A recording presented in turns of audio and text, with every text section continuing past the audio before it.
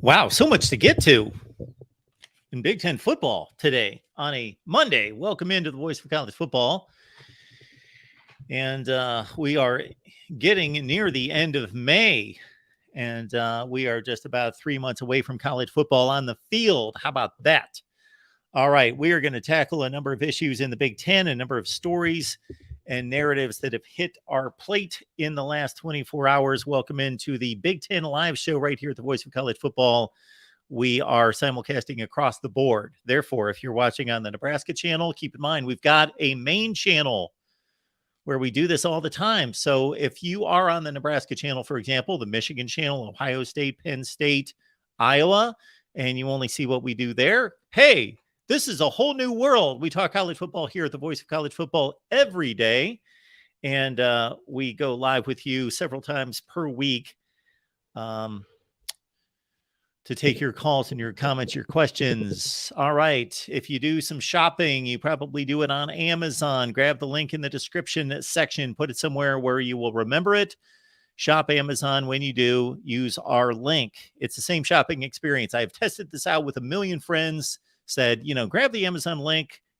Any issues there? Nope. It's easy. So please do that. I will let you know that on Tuesday night at 8:30 Eastern time for our YouTube members and for those of you who are at our Voice of College Football community on Patreon, guess what? Watch party.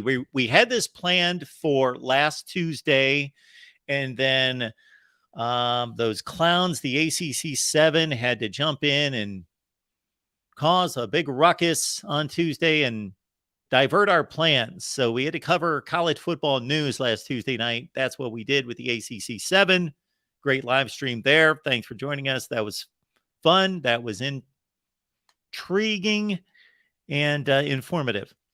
But save any other big college football news. We will go live with a watch party behind the paywall because of copyright issues. So YouTube members and Patreon members, please sign up because we're going to do more of this. We're going to watch the Clemson-Ohio State game from 2019, controversial game and plays and calls, and review it and debate it because it's Great Debate Month here at the Voice of College Football. We've delivered 4. We've got the next one coming up, Clemson-Ohio State playoff game. So please join us there. All right. There is so much to talk about. And we've already got calls here. My goodness. Well, first, I want to go to the Twitter thread of the week. This just happened a few hours ago. And this is what I'm going to show everyone is this is, from my constant struggle with those who would go to social media and take up various debates that they're incapable of taking on. This would be the latest one here. So what we have here is we've got this fine account here, and I say that in all honesty from what I can see. They just post really interesting stats, facts, and trends there on JWP Sports, whatever that stands for. So they're simply stating these are the most college football wins over the last 10 years. There you see the list. Well, as soon as I see a list like that, my first thought is, why are you not listing winning percentage? Why don't you have a list of losses over the last 10 years? So this can be skewed because of an inordinate amount of games played by all of these teams. So I merely suggested, and of course, Twitter's not cooperating. Okay. Winning percentage is a more accurate stat. For example, Ohio State has lost 15 in the last 10 years, and Clemson has lost 18. I was merely stating winning percentage is a more accurate statistic than just wins. All right. Then this individual steps in from Clemson, if I can find it. This is what's wrong with these Twitter feeds. There we go. Whatever this means from J Spears 5. Clemson has just played 8 more conference championship and playoff games than Ohio State. I don't even know what that means, first of all. Clemson has just played 8 more conference championship and playoff games than Ohio State. First of all, that statement doesn't even make any sense. Number two, it's not factual. So, I'm the fact police when it comes to college football. I refuse to allow people to spew garbage out there concerning college football and concerning other things, but specifically with college football here.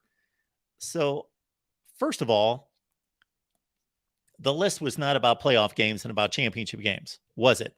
No, it was about wins. It was about wins, which well over 90% of wins or winning percentage over any period of time are about regular season, right? Right? You play 12 regular season games, you play 13 with a conference championship game. You're playing the majority of those games in the regular season. It was a list about winning percentage or wins. And this knucklehead brings up Clemson and this unintelligible statement about playoff games and conference championship games. So I come back with, it's not a list about playoff or championship appearances. The list is about winning games. Over 90% of those games are in the regular season. Your math is off anyway. In terms of conference championship games and playoff games during the playoff era, and that's all that can be counted, of course, 2014. Clemson 17, Ohio State 12. Okay. Our buddy Jay Spears 5 come back with Clemson has only, in capitals, like we can't read that unless it's capitalized, only 5 more championship level games. Championship level games? I don't even know what is that? I don't even know what that means. I guess that means conference championship games and national championship games than Ohio State in the past 8-year span. First of all, it's not the 8-year span. The list was the last 10 seasons. Only time you are playing extra games are when you are in a conference championship game or the national title. Remaining games are bowls. And then he cites this. Clemson 4 title games, 2 wins. Ohio State 1, 0 wins. Well, that's incorrect. In the last 10 seasons, Ohio State won a national championship and they won 3 college football playoff games. So I had it at this point and simply stated, while I hate wasting my time because I'm working, I'm doing things, I'm trying to build a business here. Why I get caught up in this, I have no idea. Just because I cannot stand people spewing garbage that doesn't make sense or that's inaccurate. So I had to go through the litany of playoff games and conference title games played by both universities in the last 10 years. I didn't even go back to the 2013 Big Ten championship game that Ohio State played. So this is actually a 17-13 count. And just simply told the person, learn how to read and count, which they failed to do. All right. So that's my Twitter offering of the week for all of you for your amusement. All right. I guess before we dive into all these big stories, since we've got a couple of calls on the line, we will get to them first and foremost here. So let's do that. Welcome in, David. How you doing? Yes, what a busy day in the Big Ten and in college football for the voice of college football, Mark Rogers. What do you think? Well, absolutely. We've got a lot of things to touch on. We've got this Pete Thamel article that Yes. I've not read yet. I've not looked at it. I was going to look at that and we could do that all together. But this Pete Thamel article about the Big Ten apparently screwing up its television deal. Yes. We've got SHEMY Schembechler, who is ousted at Michigan after 3 days of employment. And we've got Mike Bone, the USC athletic director. He has left his position. And I also came across what I found to be an interesting article in The Athletic about Big Ten recruiting. They interviewed 8 high school football coaches in the Big Ten footprint to get their observations of their dealings with various coaches. I was going to bring that up as well. All right, let's get to a few of those things, and I've got a couple items I wanted to run over with you a little bit as well. Let's start with the Kevin Warren situation. I got a chance to, kind of look over that article a little bit. I didn't read it in great detail, but just kind of the overarching theme. I mean, is it just bottom line? Is the Kevin Warren tenure going to be remembered or not remembered too fondly historically? I mean, here was a guy that was handed. I thought Jim Delaney always did a great job as Big Ten commissioner. Wouldn't you say that Delaney was a really good commissioner of the Big Ten? Absolutely. Okay. Put the Big Ten on really solid footing with the Big Ten network. You got the Big Ten championship game, a lot of things accomplished. You added more teams to the conference. We can say that's for better or worse. But then Kevin Warren takes over. Now, I always thought, I mean, obviously 2020 was what it was, but I just always, and I think most fans, especially a lot of Ohio State fans, you know how they felt with the way he dealt with the whole situation during the pandemic. I mean, just bottom line, doesn't this just pour more gasoline on the fire when it comes to just how bad that tenure was as commissioner and how, I don't know, maybe worthless he was as a commissioner?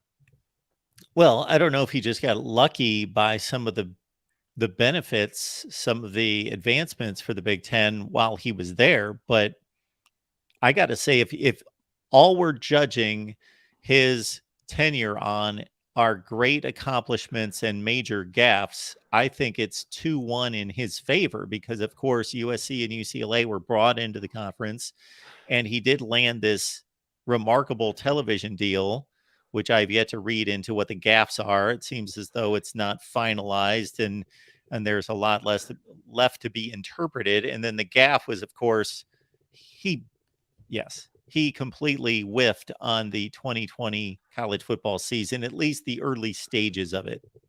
Yeah, but Mark, wouldn't you say that the USC and UCLA, from what I understand, wasn't that more of an influence of the presidents and in that than it was maybe his doing? Well, that's why I'm saying it depends on how you evaluate that. If you're just Yeah. evaluating the bottom line, these are the accomplishments during his tenure versus the gaffes, then he's up 2-1. Yeah, I mean, I still think the one was a bad one, number one, and I just wonder how much credit he should get, particularly for the USC UCLA situation, if that was more on the presidents and the ADs than it was Kevin Warren being active in making that happen. Well, I see it similar to awarding wins and losses to a head coach. Mm. You got to understand what they had to contribute, what they had to work with, what their competition was, what were their resources. Are we evaluating the Northwestern head coach or the Alabama head coach?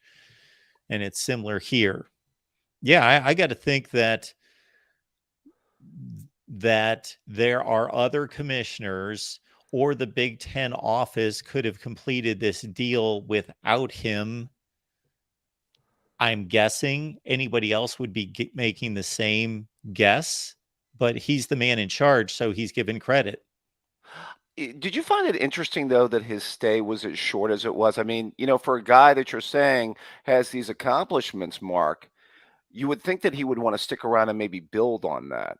Well, I don't know. See, when that was announced that he was leaving for the Chicago Bears, I didn't know how to interpret that. And again, I don't think anyone outside of his family or friends, his circle, can interpret that because would you consider his position with the Chicago Bears to be a better job than his position with the Big Ten?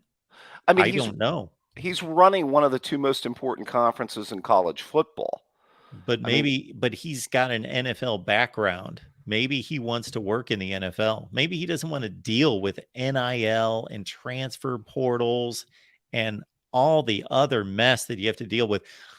If we're just talking about maintenance, I would much rather work in the professional ranks than work in college as any kind of yeah, administrator.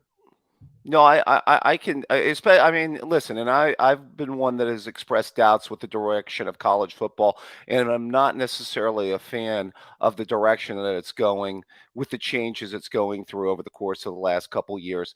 But I find it interesting. I mean, if you're putting it from a standpoint of listing it 2 to 1 to accomplishments, for a guy to only have, what was it, a three season tenure as commissioner, you know, with these accomplishments, But let's understand this too, I David.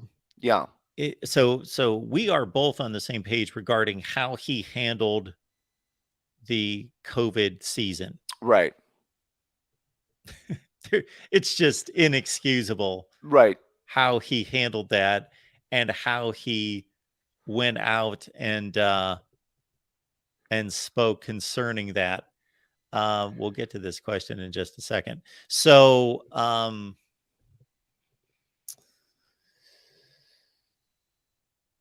I lost my train of thought because I was thinking of three like other things going on with our little production here. So I'll deal with the posting of the graphics and so forth. So anyway, um, yeah. So I'm not going to excuse him. I'm on record a million times saying how he gaffed that and going through the chronology and the timeline of how he misspoke and what he did. However, we have to understand that this is not to his credit, but he somewhat was fortunate, lucky that that really didn't burn him. Yeah. Like there was talk at the time, and you and I probably had these conversations that how is this going to impact the Big Ten down the road? Like choosing not to play football and then having this truncated season, and maybe the SEC taking leadership of the sport and players having the perception that the Big Ten's not serious about football and going elsewhere to, and all this. We, I didn't blow it out of proportion, but I certainly was along with everyone else in just saying, I don't know. These are possibilities. But what ended up happening? Nothing. So Well, his gaffe didn't bite him or the conference in the long run. well, I want to say that, about the presidents being involved with the other situation, with the other, bringing on the other programs and the ADs and that, a lot of the fault of what happened in 2020 also has to go towards those presidents of the universities that didn't want to play football that year and didn't want to commit to a season and didn't handle it properly, I believe.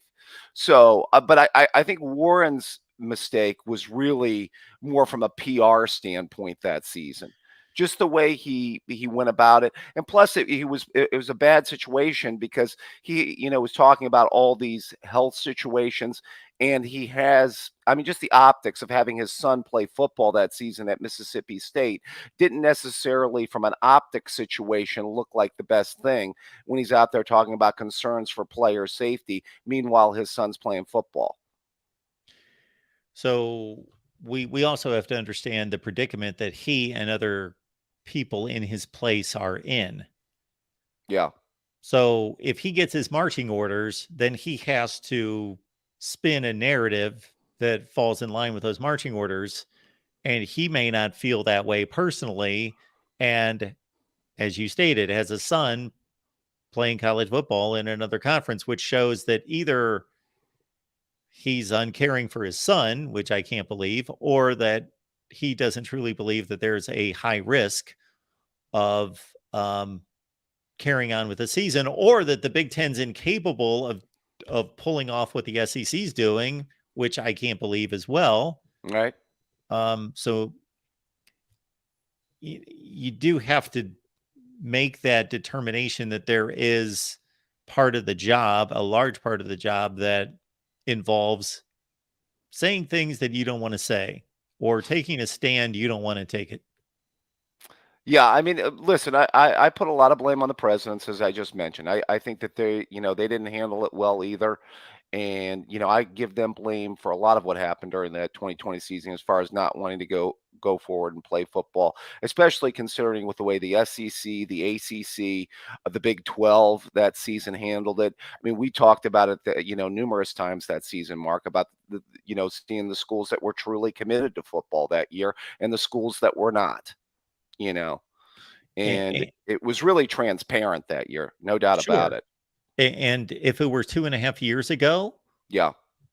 I would be saying the same thing, and I was saying the same thing, and Hmm. and that doesn't change history, and I'm not changing my evaluation of the poor job that he did in the wake of all that. I'm just stating that if you're looking at major accomplishments Hmm.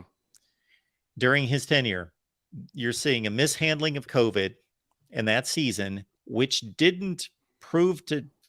I have this, I think we have this debate in a lot of situations involving sports in the aftermath. There's what can be controlled by that individual, Yeah. and then there's the consequences of that. And sometimes you just get lucky and there are few consequences, even though you made a huge mistake. And other times, sometimes you can make a small mistake, but there are huge consequences that you can't control, but you're going to get blamed for all the consequences and the ramifications that people can deduce, even though you made a minor mistake or honest mistake. In this case, his mistakes didn't seem to cost in any way. I would like for somebody to explain to me how his mistakes cost the Big Ten.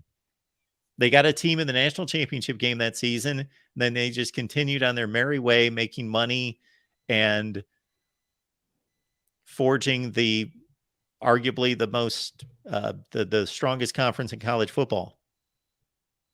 Right. Well, I mean, there were certain things that were lost, I think, by the programs that year due to revenue, if I'm not mistaken, by Sure. some of those games Yep. not being able to be played that year. And it, as I said, it was pretty much a half-ass season, Mark. It didn't necessarily have to be that way to begin with. And I the other thing too, I from what I understand about this TV deal, uh, correct me if I'm wrong. I don't know how intimately he was involved in that TV deal or how closely he was involved to putting that together. How much of this was his total responsibility? I can't answer that. He's the guy that the buck stops with him. So Yeah. that was my main point at the top of this conversation is that yeah, we don't know who really is masterminding.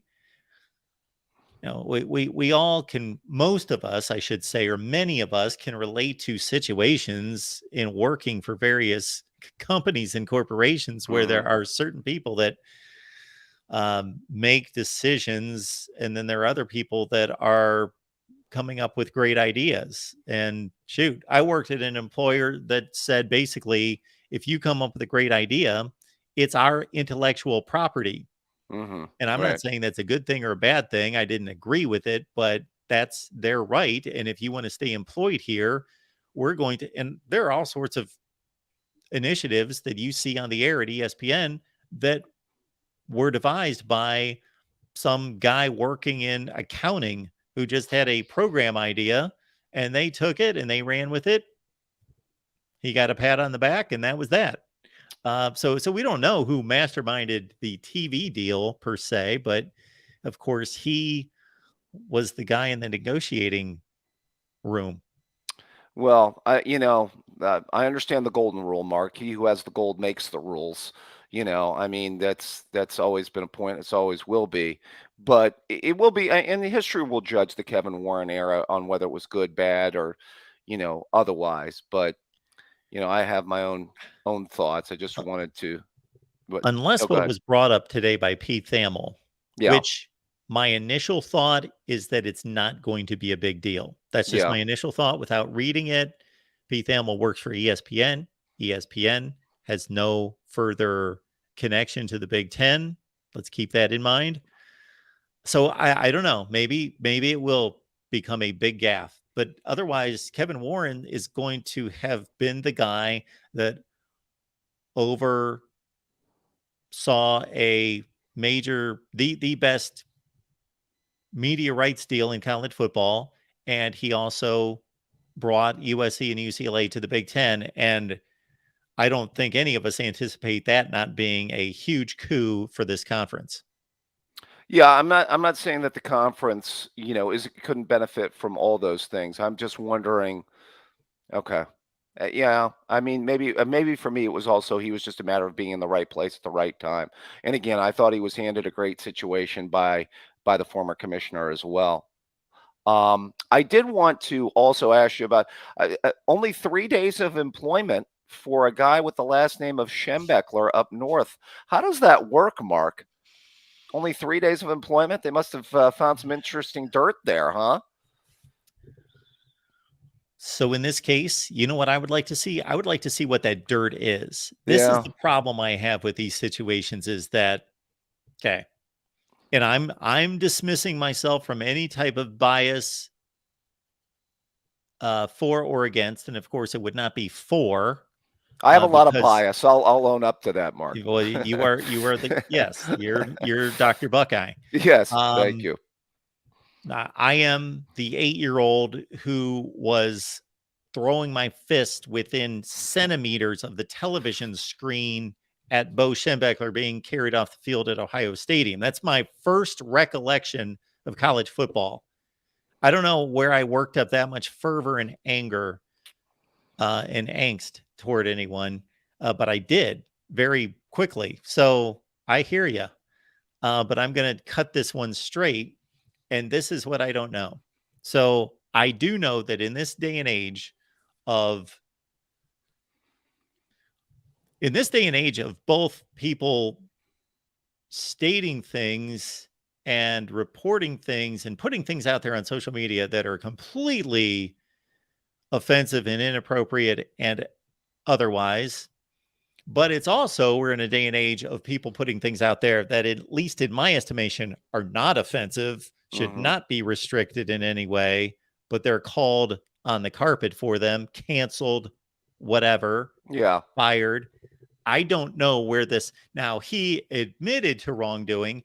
He, but we don't know if that's sincere. We don't know if he just did that just to, I don't know whose apologies these days or at any point in history are legitimate and sincere. So I would love to know.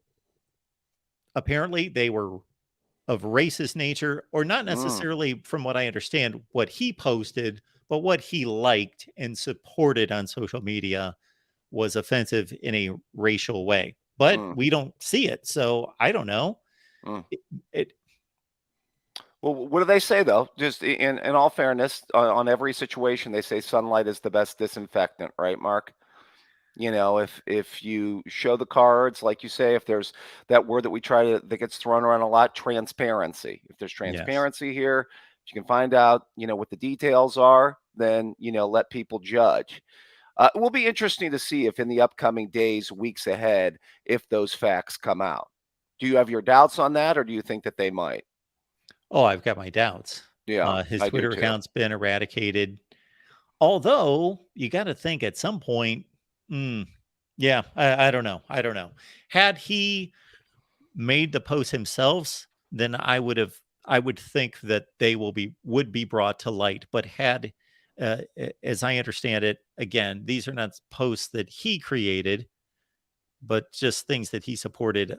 That might be more difficult to find. I don't know. Yeah, it's interesting. You got the last name. He got the job for obviously the last name. We all get that, but it must have been something seriously egregious. With that last name, if he's going to lose his job within Yeah, 3 days, that's a good point. one would That's a think good that point. there had to be something there. Yeah. So And I am not saying that there wasn't. I'm yeah, just saying that I am just so beyond sick of what goes on social media. And then from the oh standpoint of what trash and garbage people spew out there, but then I'm also sickened by what people are held to account by that I find in no way to be reasonably offensive or anything. yeah, So I yeah. don't know. Yeah, a lot of words get thrown around nowadays, and yeah, Yes. and I'm with you. I think a lot of social media can be a sewer, no doubt about it. I did want to ask you. I was kind of looking at the Big Ten overall. I actually had this conversation with a friend of mine who is a Big Ten guy, but also an SEC guy. And I was looking at the win totals this year, Mark. Is this a year? And I've always said this: when the top three programs in the Big Ten are clicking and performing at a high level, and the big three. And maybe you have a strong Wisconsin this year. Luke Fickell, I saw their over. Was there? I think I had their over win total at 9. Was it 9 or 9.5? I think it was 9, right? Yes. Okay. Is this a year where the Big Ten can be a better overall conference top to bottom than the SEC? It could be. I would not bet on it. I would put a large sum of money on the SEC. Okay. All right. So It's let, just let not changing. It's not changing and has not changed. And I don't like the quarterback play in the Big Ten. I don't think it's that good. I think it might be the worst in the country. Okay. Are you buying Tyler Buckner now at Alabama? Are you excited about the new quarterback at Georgia? Are you expecting them to be big time this year? Comparing them to the likes of, McCord and McCarthy and Aller? well, you're taking the best quarterbacks in the conference against not necessarily the best quarterbacks in that conference. Okay. All right. So the top 3 teams in the SEC are Alabama, Georgia, and LSU, correct? Yes, we think they are. Okay. Yes. Do you think that there is a steep drop off after that? No. Okay. Who's the 4th best team and how close are they to LSU? Well, if we assume those are the 3 best teams, it's probably Tennessee. Okay, so Tennessee losing Hooker, losing Tillman, and losing Hyatt at wide receiver is just going to be as good as they were last year with Joe Milton and new wide receivers this year. It seems to be that kind of transition that teams go through if they're really good. Okay. I think there could be a decline at Tennessee this year. I mean Oh, of that's course there could be. that's a lot of production out the door, and I like Heupel as a coach. I think he could be a good coach. And they were as hot as anybody until they rolled into Georgia last year and got slapped around a little bit. But I think there's a step back there in Knoxville this year. Well, you may be right on the Big Ten. See, you gave me the argument, the SEC against the Big Ten. You Hmm. didn't give me a top 3 versus a top 3.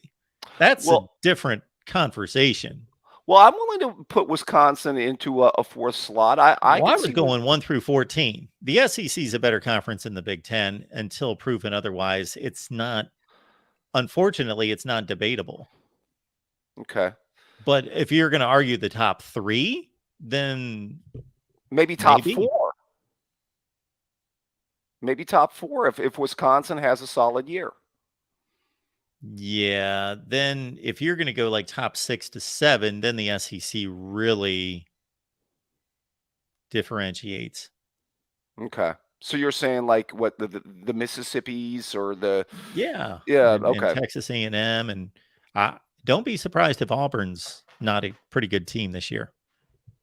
Interesting. See, I'm wondering this Texas A. By the way, did you do an SEC? I know we're getting into SEC here, but Texas A&M is the interesting team for me. This because I think it's make or break for Jimbo.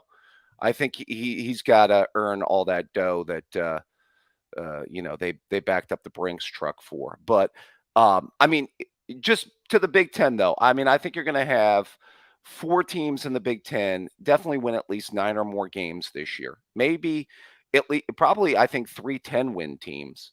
Okay, and I think that there could be a 5th team that could sleep in there. I think that there could be an 8-win, maybe another 9-win team this year. Well, you know what I'm going to argue, David, Okay. is that once these conferences start playing conference games, like that's what is that proving? Like, who is the Big Ten going to beat outside the conference that's any good? I don't know. Penn State's playing West Virginia. Ohio Right. State's going to Notre Dame. That's, again, Ohio State's going to play the best out of conference game. Yep. And other than that, can we put a lot on Minnesota going to North Carolina? I think that's a nice little game, but that's not going to shake up the national narrative or anything. And Wisconsin's going out to Washington State to play a team that went 7-6 last year that beat them. Michigan's playing no one. That's right. Michigan State's probably going to get hammered by Washington. See, I just think I think the Big Ten though, at least 1 through 4, maybe even with the fifth team in there, could be really, really solid this year. And maybe you're right. So what you're saying is, as you get to like 5, 6, and 7, it definitely is where there could be an advantage. Because I think Wisconsin could be a better football team than Tennessee. I'll put it this way. I'll take the SEC's fourth best team against the Big Ten's fourth best team, whoever they are. Well, how? Okay.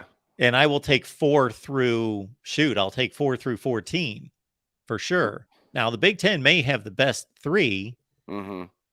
but I don't see any way that the Big Ten is going to scale that mountain in one season and take over 4 through 14.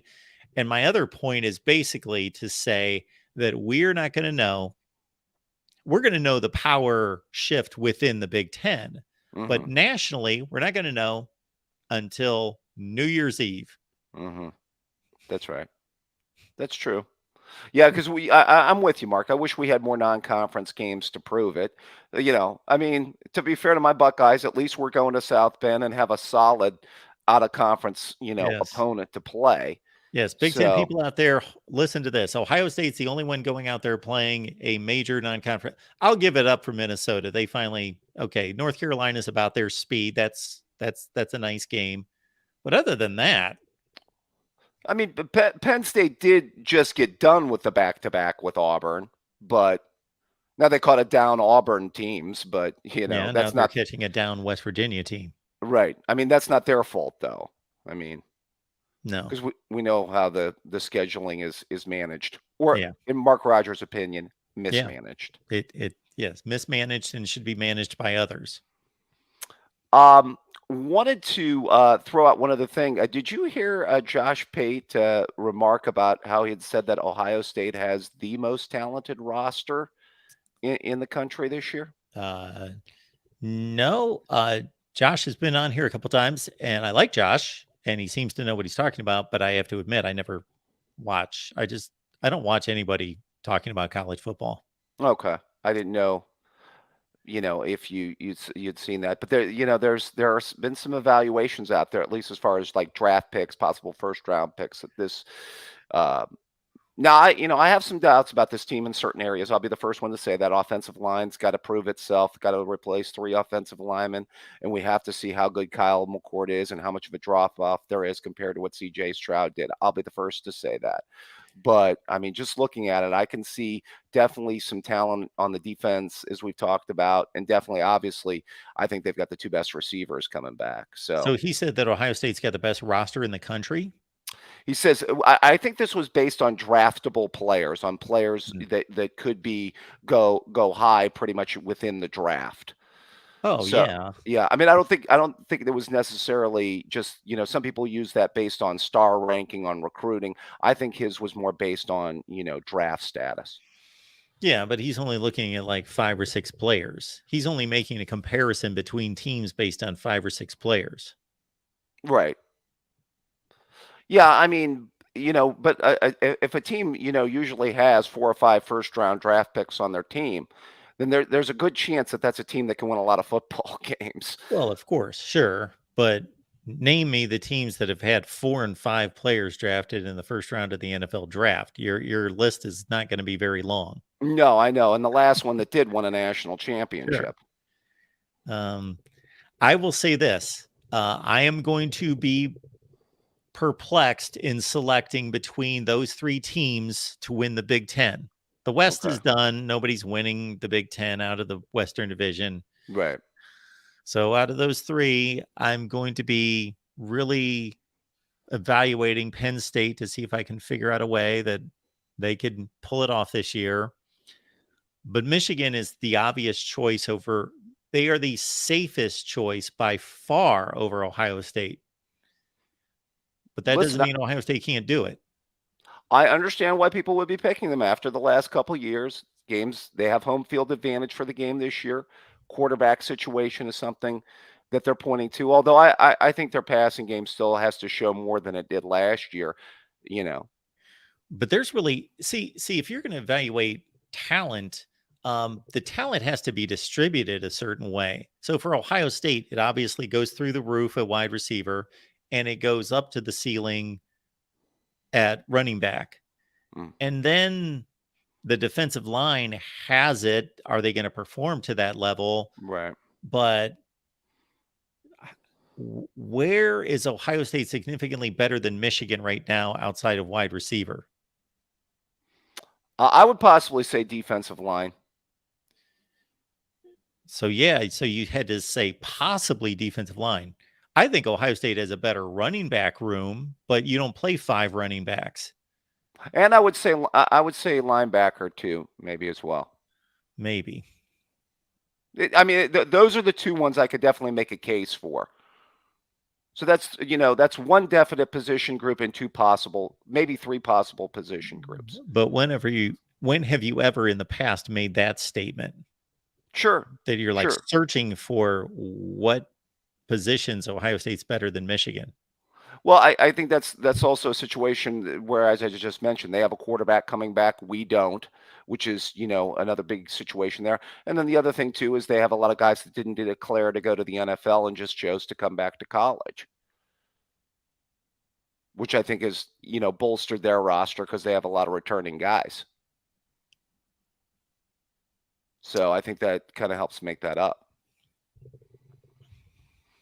So tomorrow night is the big night where we're playing 2019 Ohio State versus Clemson, right, Mark?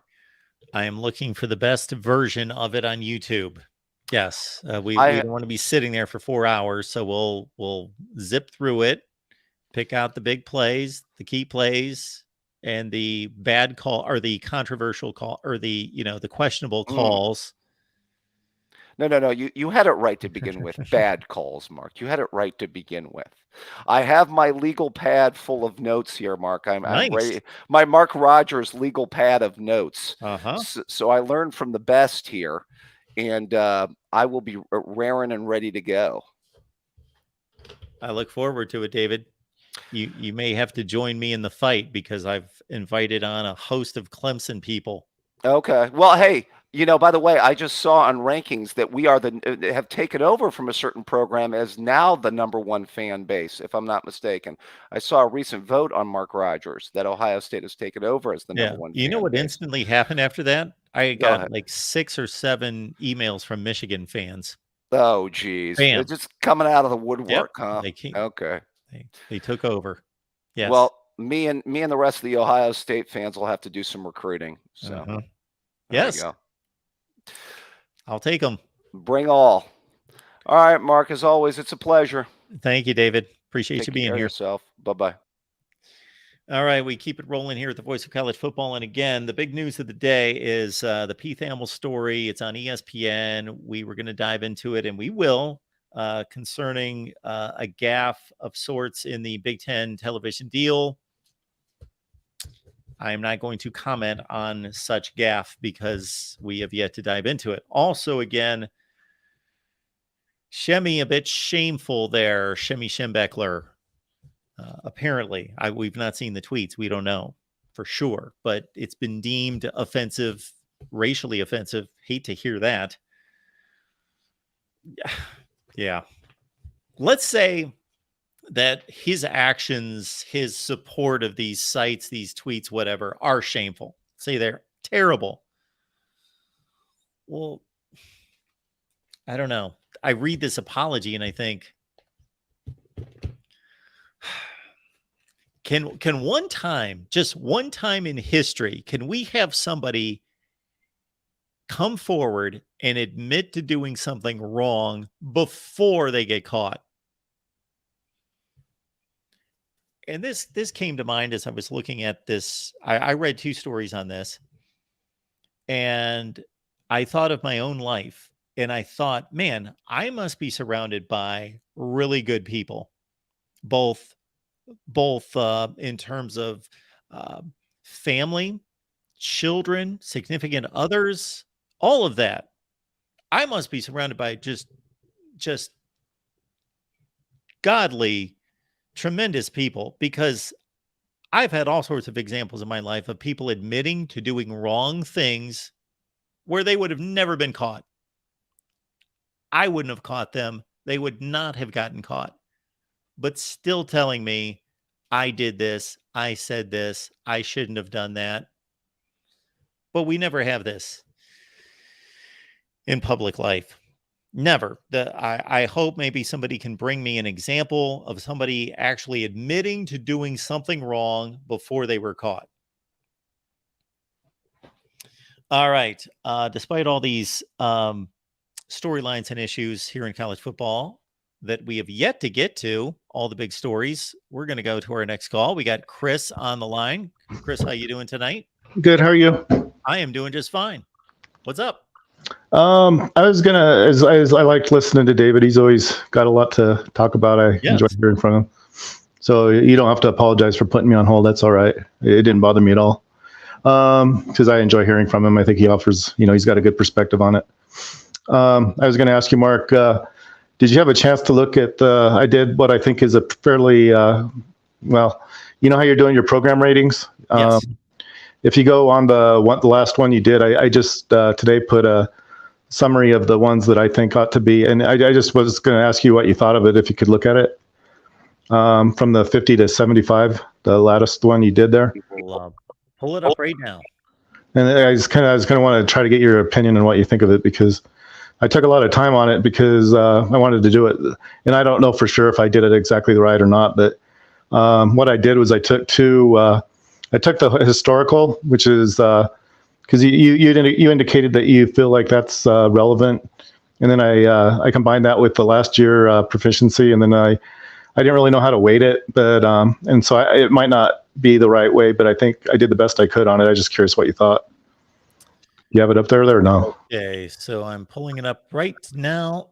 Excuse me, and we will. So I just curious. I tried to kind of follow I tried to make sense of what you said.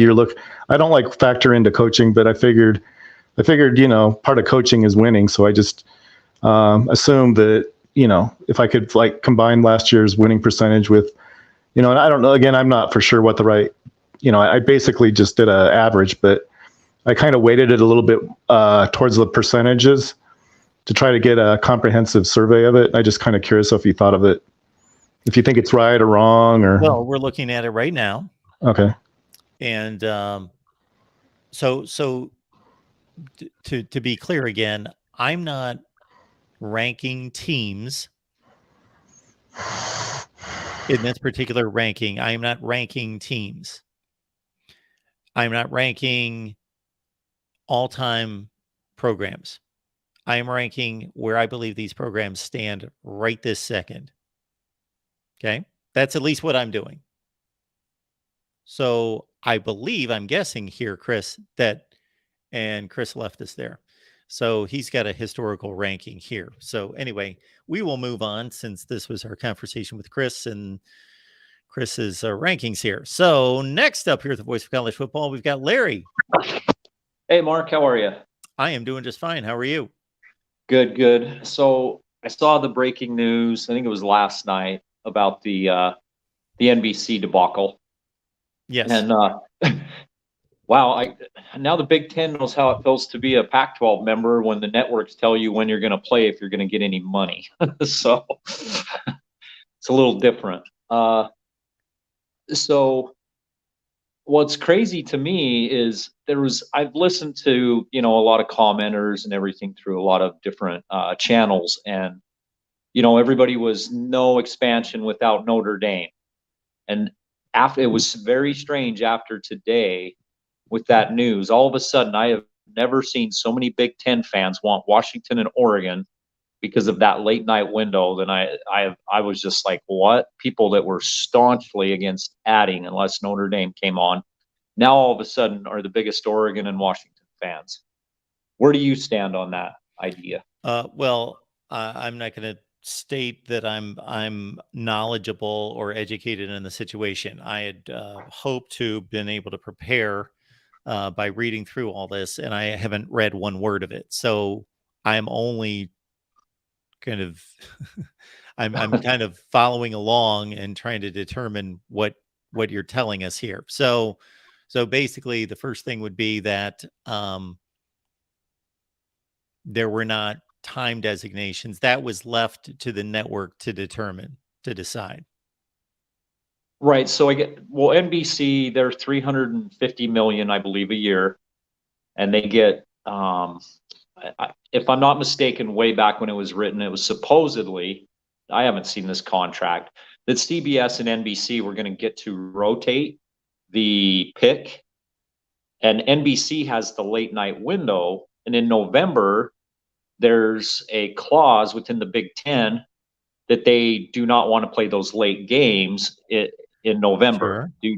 due to the cold and fans and whatever. Well, Warren threw that to the side and agreed that they would have those games in the evening.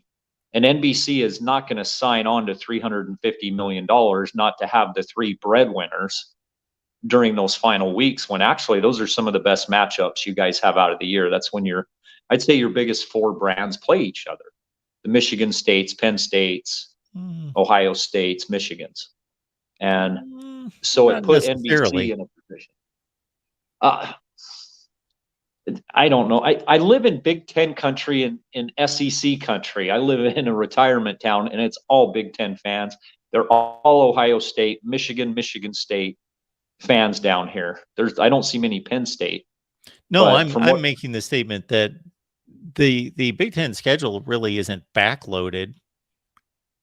Like Ohio State and Penn State, they usually play in October. Michigan and Penn State usually play in October. Okay. Yeah, so unfortunately, it's not a balanced enough league to where those three games are so much more important and have been than the other ones. And of course, Ohio State, Michigan played the last game of the season, but it's not a backloaded schedule. So, like, again, I didn't read through this. I didn't have time. I'd wanted to, but I'm hearing that so coaches are upset.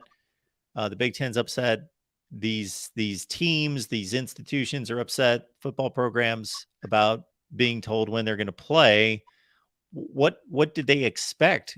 Who's going to play at 7:30 at night on NBC? Right.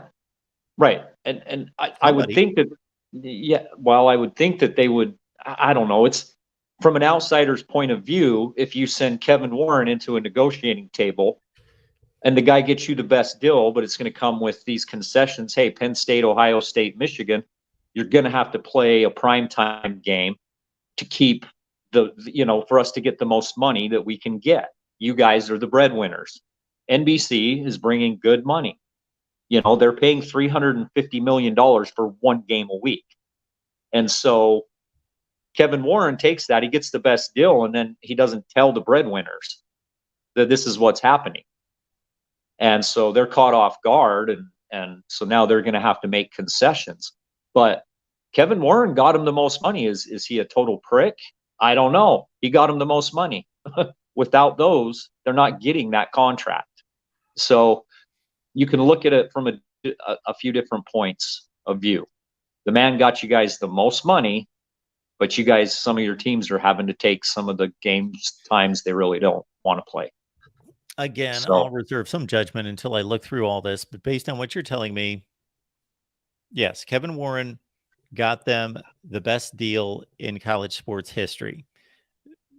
He should have been upfront with the schools in terms of what he was doing. In terms of what I can't believe that there are school presidents and athletic directors who didn't see this contract and the stipulations of the contract before it was signed. Right. So a little fishy to you, that part? Sure. Yeah. Okay. I kind of wondered that myself. I know they're pretty intelligent people that run those universities, and I would think they would want to see somewhat what their expectations of them are.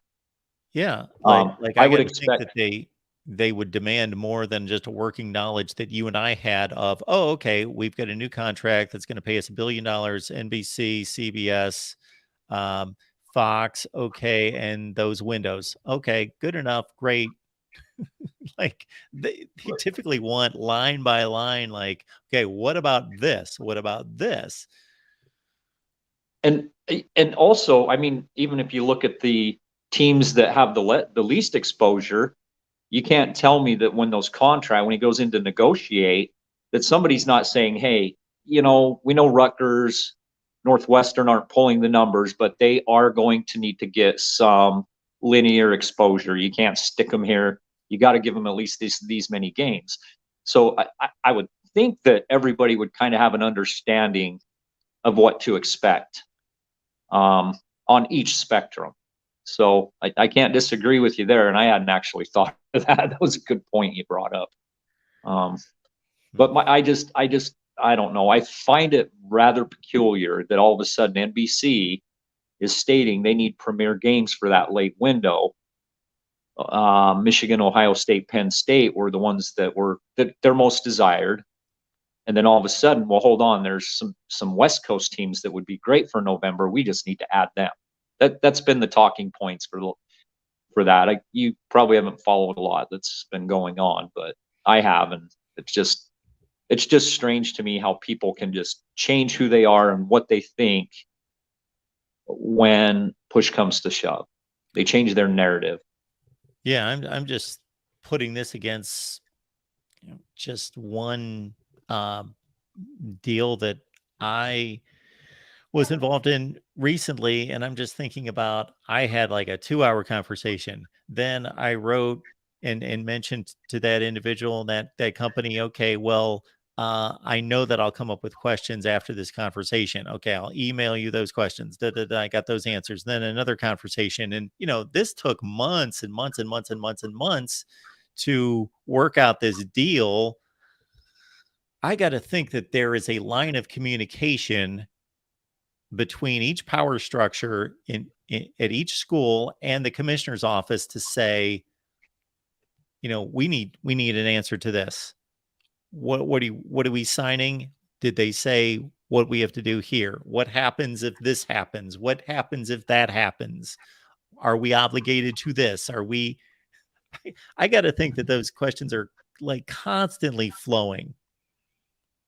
Right. And then, then you have this, the TV deal is somewhat announced. As far as I knew, it was over, said and done. Everything was locked and loaded and ready to go. How long ago was this supposedly supposed to have been done? It's been months. And all of a sudden Warren's out, and now they're bringing in somebody to do this. So,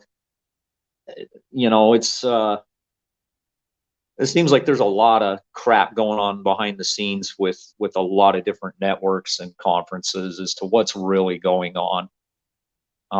Because it's hard to buy. This has been 5 months since this was reported, this deal. Mm-hmm. And it was supposedly it was a wrapped up, sealed deal. Just put your name on the line. And now all of a sudden, now we're hearing about this.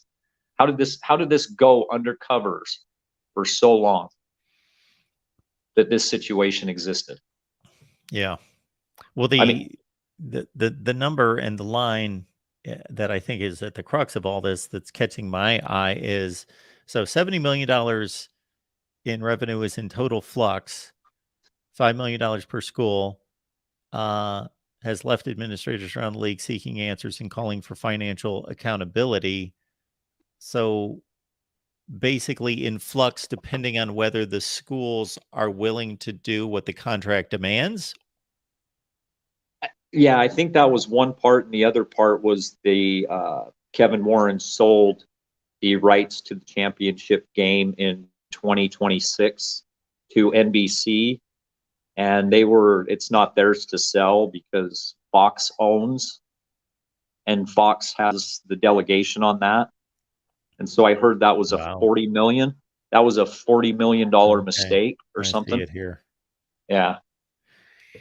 Now that seems, again, like a very basic thing. We have this television rights partner. We have a contract that runs through 2026. Obviously, we can't negotiate another contract until 2027. I don't know what to say about that.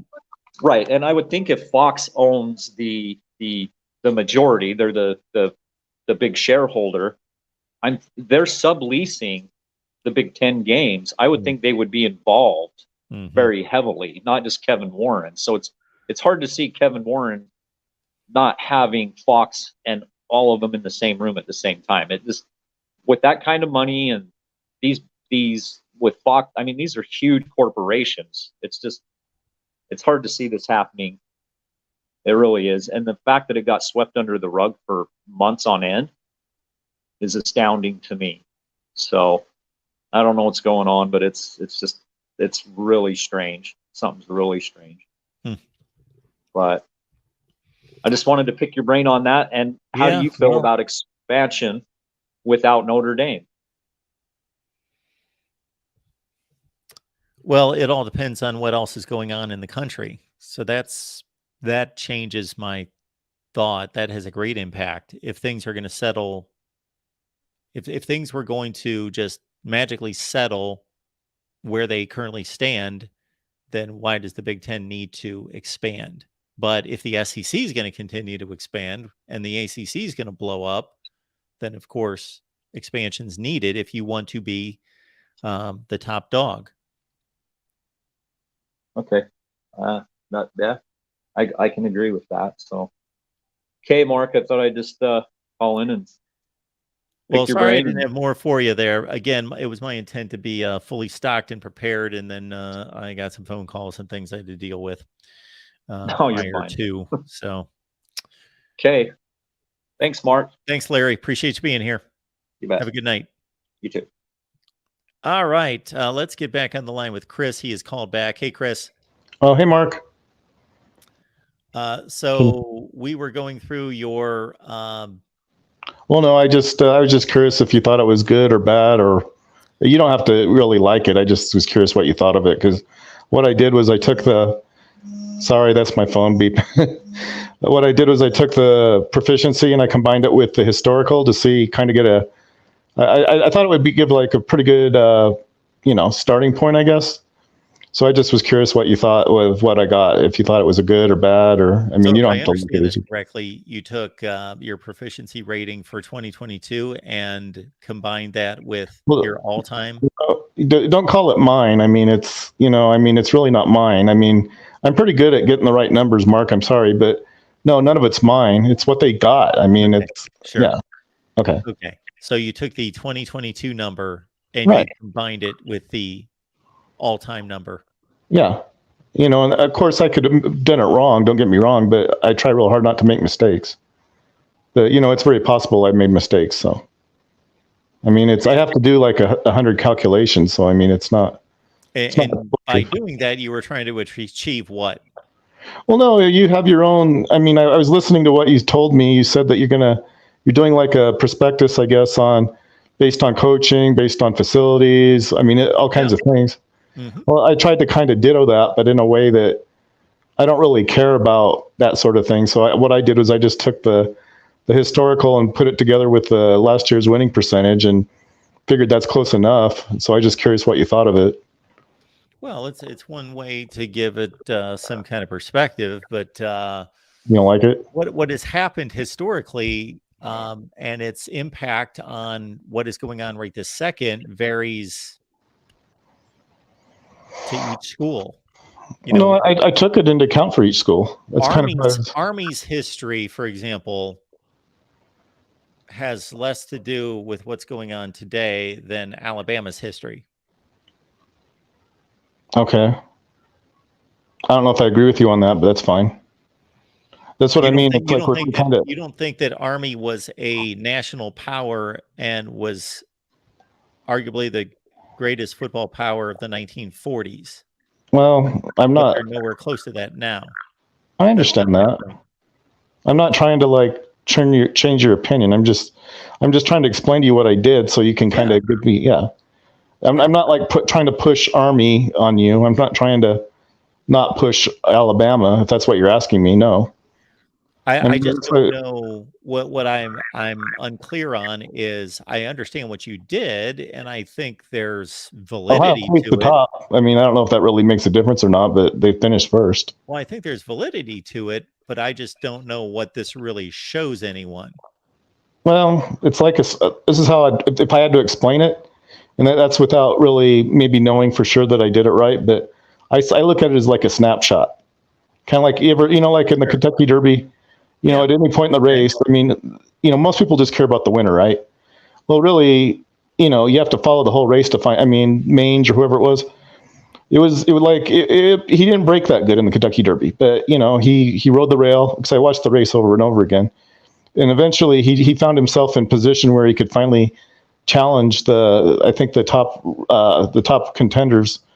And I don't know if it was just the way the jockey. I kind of figured the jockey had something to do with it, but Mange outran this 50-1 shot outran the top because of my guess is because of the jockey. Now it might not be all of it, but the jockey knew how to run that horse to where at the end of the race there was he had a race. Okay. So again, depending on what we're trying to determine here,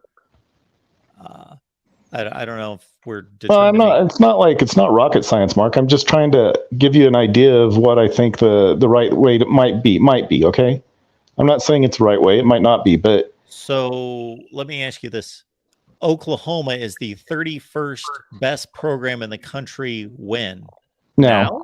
Yes. Assuming I did it, I might go back. Sometimes I find out later that I made did the wrong math or whatever, but assuming I did it correctly, which I'm guessing I probably did, but and it's not for certain, then that's where they are. That's like it's like this would probably be what I would use as like a preseason poll.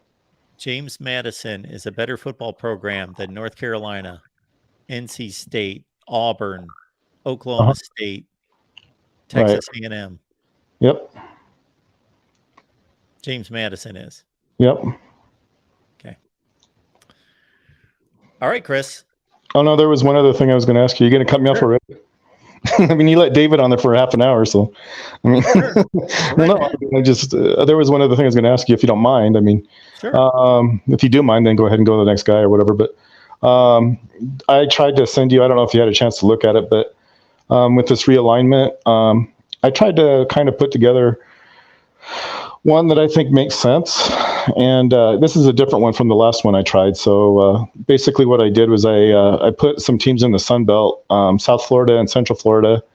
And I pulled a couple teams out of the Sun Belt. I think I put Appalachian State up in the American. And then I moved, can't remember which one it was. But anyway, to get everybody down to 12 is basically what I did.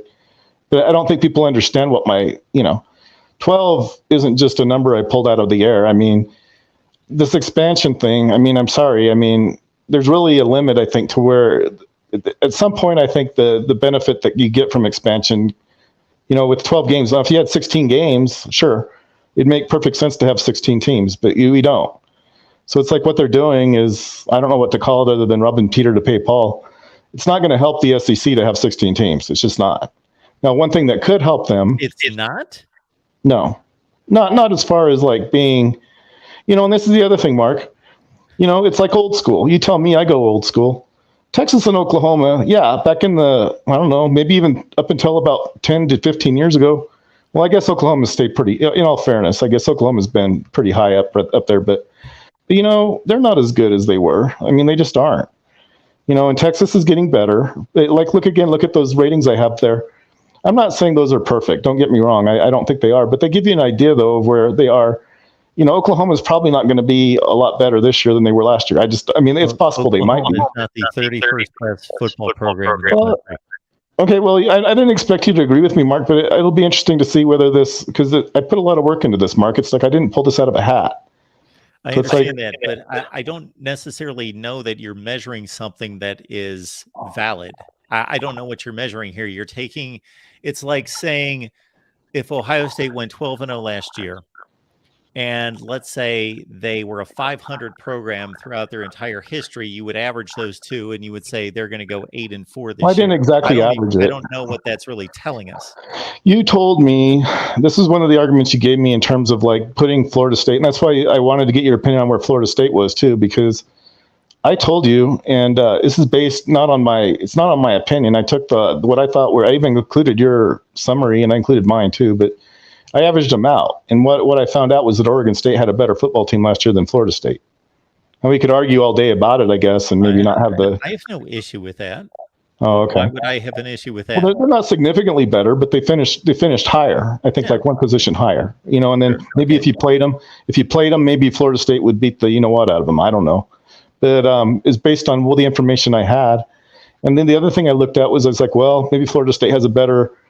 I didn't really look into the attendance because I don't really think attendance is as important as, but the enrollment was like almost identical.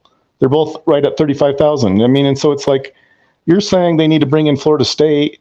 And I'm saying, why bring in Florida State if you have Oregon State there? To me, it's Apple. It's like, yeah, you might like Florida State better, but they're not any better than Oregon State. Oh, Lord. Okay. Well, There's no comparison between Florida State as a football brand and the value of the football program and Oregon State. all I looked at was I was curious, is like, well, Florida State must have 100,000 students or something. I was thinking, It has nothing to do with how many students they have. Well, I found out they both have about 35,000. Okay.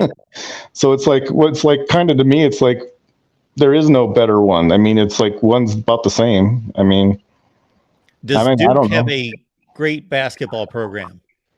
Well, that was another thing. You ought to look where Duke was. People are discounting Duke, but if you look at that, like where I had Duke, they're actually, they're half, they're not bad. Now that, again, it's based on one season, I guess, and that's probably not indicative of how they're going to be maybe every year, but they're not a team to really sleep on. I don't think.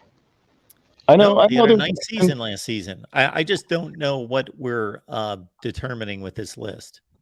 Well, I already told you, it's like I'm taking basically and it's not what I think at all, because I didn't even use I guess I did. I included what I used, but what I'm using isn't really even it's a rating that Sports Reference is who it's for, but so it's mine, but it's not mine. You know what I mean? It's not really anything that I think. Anyway, I took 6 and averaged 4. So I eliminated the high and low, averaged 4. And then I used that, and I basically averaged that with the historical. But I put more weight towards last season because I figured, historical, sure. But it's like last season's probably a little bit closer to what they're like than the historical. But I used both. And like if you look at Florida State, that's what I was hoping you could tell me, because you can look at where Florida State is. They're going to benefit a lot by their history. And they're going to be ranked higher because of it. But so yeah, so I'm kind of following your lead is what I'm trying to do. And so like, yeah, if I have James Madison, it's because James Madison, well, based on one season, obviously, but I'm not going to like punish James Madison just because they've only been around one season.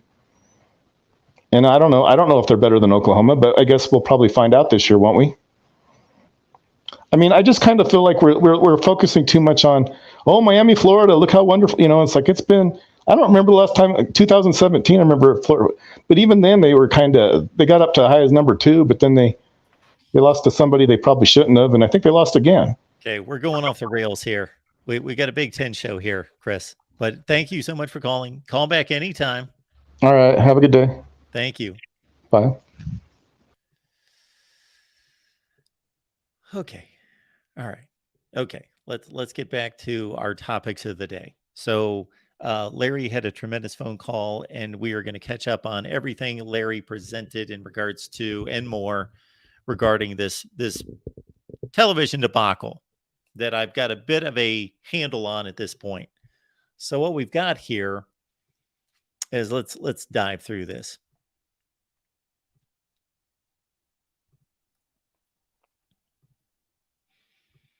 All right. So as we all know, the Big Ten signed this enormous television deal with NBC and CBS to add to its Fox package as well going forward for the next 7 years. It's $7 billion total. This was after USC and UCLA were added. Okay.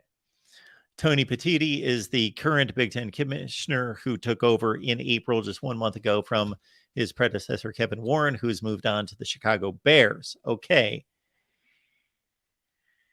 Petitti prioritized the official completion of the massive television contract worth more than $7 billion. So it was not officially completed, as they say, I's dotted, T's crossed. The issue may seem like a mere formality, but complications to the much celebrated deal arose soon after he accepted the job. So this line right here is telling me that let's understand, in media, what do they want? They want clicks. I want clicks. Now, I don't go to ridiculous places to get clicks. We just talk college football here, and hopefully you respond. And you usually do and have responded. And we thank you so much for that, just for plain college football talk. So here we talk controversial topics if we believe that they are valid topics. If we do not believe that they're valid, I ignore them and we move on and we talk about real football. Okay. So this phrase right here tells me something. This issue may have seemed like a mere formality, but complications to the much celebrated deal arose soon after he accepted the job. So I believe, I may be wrong, but when all of the dust clears, that everything is going to be just fine. And we have a enormous football entity in the Big Ten, and we have three major media rights holders, and this situation basically deals with two of them, or maybe just with one of them. We shall see. And I believe that everyone's going to be at least reasonably satisfied. They will work it out. There's too much at stake for this not to be worked out, and for both partners, both sides of the negotiating table, to be happy with their deal. And we did get a super chat. I apologize, I've not gotten to that yet. If anybody else has any comments or questions, please do the same. Okay. So we are 3 months before the season kicks off. The Big Ten does not have completed long form contracts, which include the fine print details. Petiti is engaged in significant horse trading, so somebody used that term, according to multiple sources, to get the NBC primetime deal finished and figure out what the network calls outstanding issues. Just about a week ago, it was announced that the first CBS primetime game would be Penn State and Iowa. And in announcing that and then continuing to work through the schedule, probably brought this to light, probably brought this issue to light. I'm guessing that as they were making their selections, working through the schedule, again, we just had the first CBS game announced a week ago. Somebody hit a snag. Like, what? We have to do what? Our team has to play when? So it states here, these deals are not done. They are not what they were represented to be from the standpoint of the NBC deal and the availability of all members to participate in November games in prime time. Interviews with nearly a dozen sources in and around the Big Ten and the college sports industry paint a picture of Petiti sprinting to navigate details left unresolved from his predecessor. As a result, there's a trail of unhappy athletic directors seeing money disappearing from their bottom line, frustrated television executives, and big-name coaches irked about the lack of transparency and details that were not communicated to them.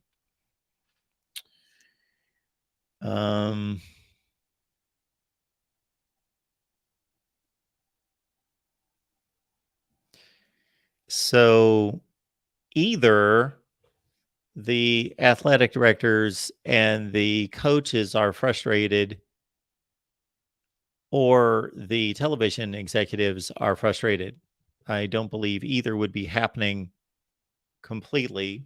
You know, we're going to come to a resolution here, and it's either going to be 50-50 or there's going to be give and take to some degree. Okay, Kevin Warren takes over the conference. They discuss and they state here what the timeline of his entry into the league.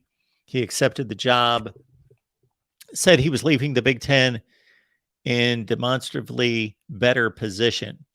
So maybe Kevin Warren was shown the door.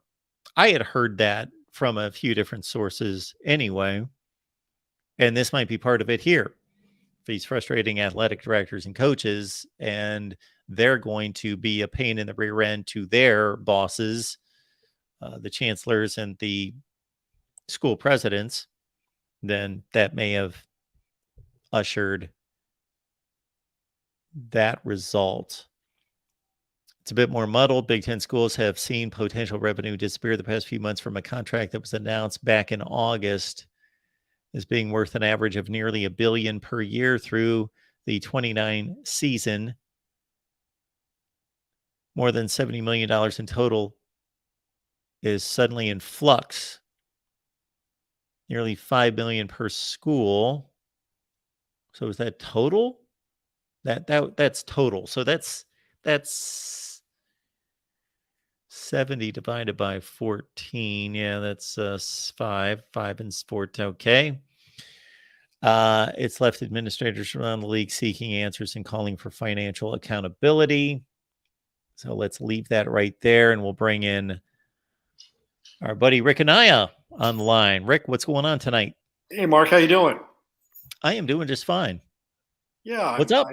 I've been reading about this Big Ten deal, and Larry had a good call, and so people are wondering, well, gosh, it came out the other day that I guess there's 3 schools: Penn State, Michigan, and Ohio State.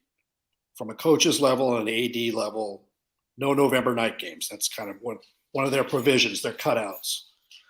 And from having negotiated commercial real estate sales and lease transactions, everybody in the industry knows what the standard contract is.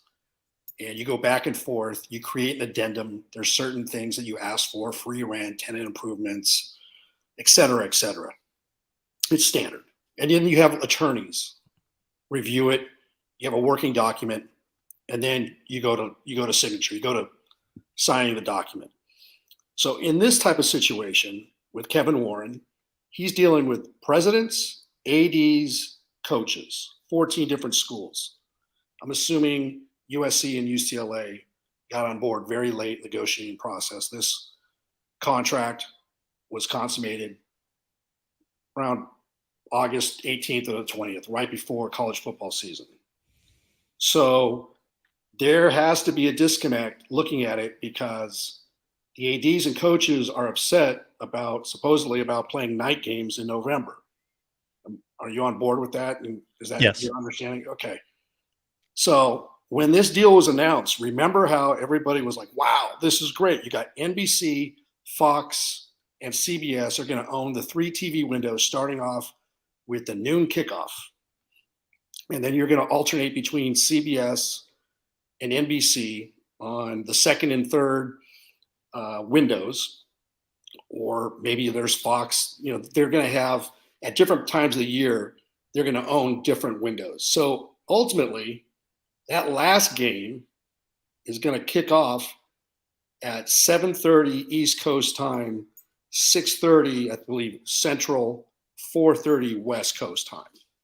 So at that point, a red flag should be raised, or should have been raised by somebody at that time, when you're dealing with a $7 billion contract and at least 14 shareholders.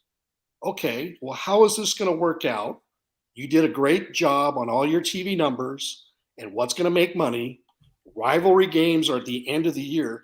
I mean, how are you going to do this? No disrespect to Rutgers, Maryland, Northwestern, Indiana, Purdue, but are you going to put all those teams in November at night? Yeah, absolutely.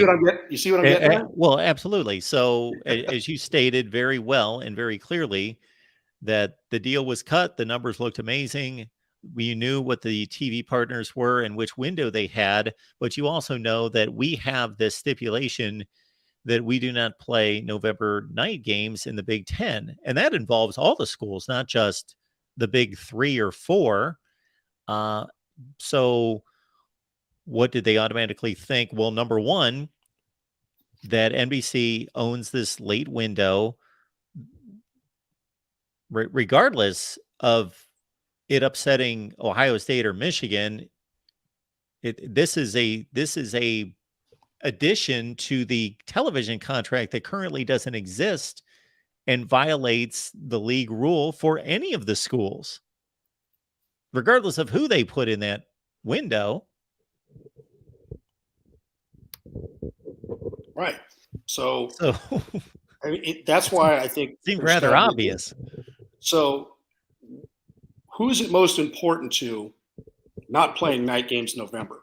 Obviously, the fans, but it's the coaches and the ADs. You can't assume that the presidents are expected to know that minutia, that detail, right? I'm just putting it out there. But there has obviously there was a disconnect with signing this agreement. Now we're looking back at it, but why does it take 9 months to? Oh well, because we're finding out where the bodies are buried, what Kevin Petiti is doing, and how he's basically got to go ahead and dot the I's and cross the T's. Now, ultimately, it's not a lot of money. It's less than 1% of the total $7 billion deal, but concessions are going to have to be made. It's kind of like, well, this is what you're going to have to do. Sorry, but you're making $20 million or more a year, Michigan, Penn State, Ohio State. We'll try to do the best, but we can't guarantee anything.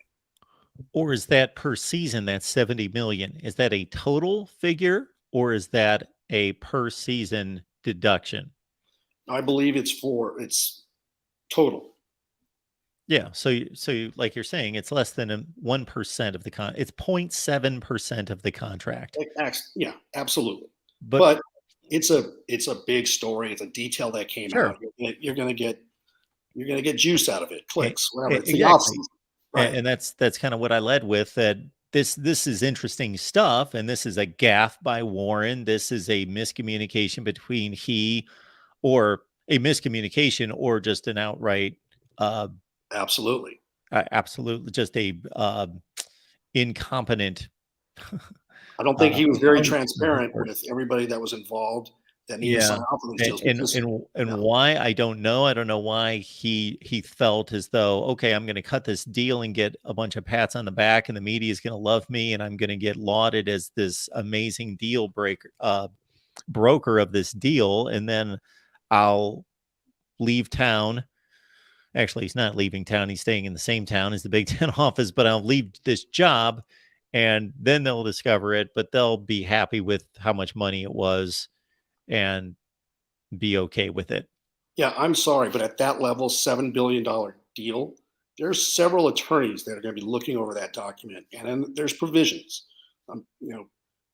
These are TV companies. They're going to lay it out that they're going to get exclusivity on game starts, locations, all of that. Sure. So it's not a secret. I mean, that if that is a major issue, then that contract was not being CC'd or copied to all the people that need to have approvals. And so if that's on the presidents, it's on the presidents for not getting their specific coaches and ADs on board. And then the bottom line, it's the Big Ten attorneys that are involved with blessing this television contract. I mean, God forbid, Kevin Warren was the only one that had the exclusive authorization to sign the deal. I don't think so. Not a $7 billion deal. But this is simple. It's really simple, and it's a egregious mistake. But I'm sorry, Ohio State. I'm sorry, Penn State. I'm sorry, Michigan. You're going to have to play a night game if it comes down to it with the scheduling. I know you get preferential treatment of the Big Ten, rightly so. But hey, this is TV. They pretty much dictate how your life is going to be. Take it from one who knows, from the Pac-12, right? We're the laughing conference that, you got to play 7:30 at night when nobody's watching. Pac-12 after dark. We're a punchline by ESPN. They use it as a marketing tool. I mean, it was an ad campaign. It still is, right, Mark? Absolutely.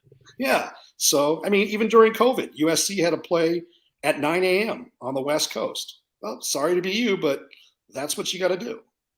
And each of you schools have to take a bullet and play on the Pac-12 network. So it happens in every conference. There's inequalities, but this one, Mark, is an error to the highest degree.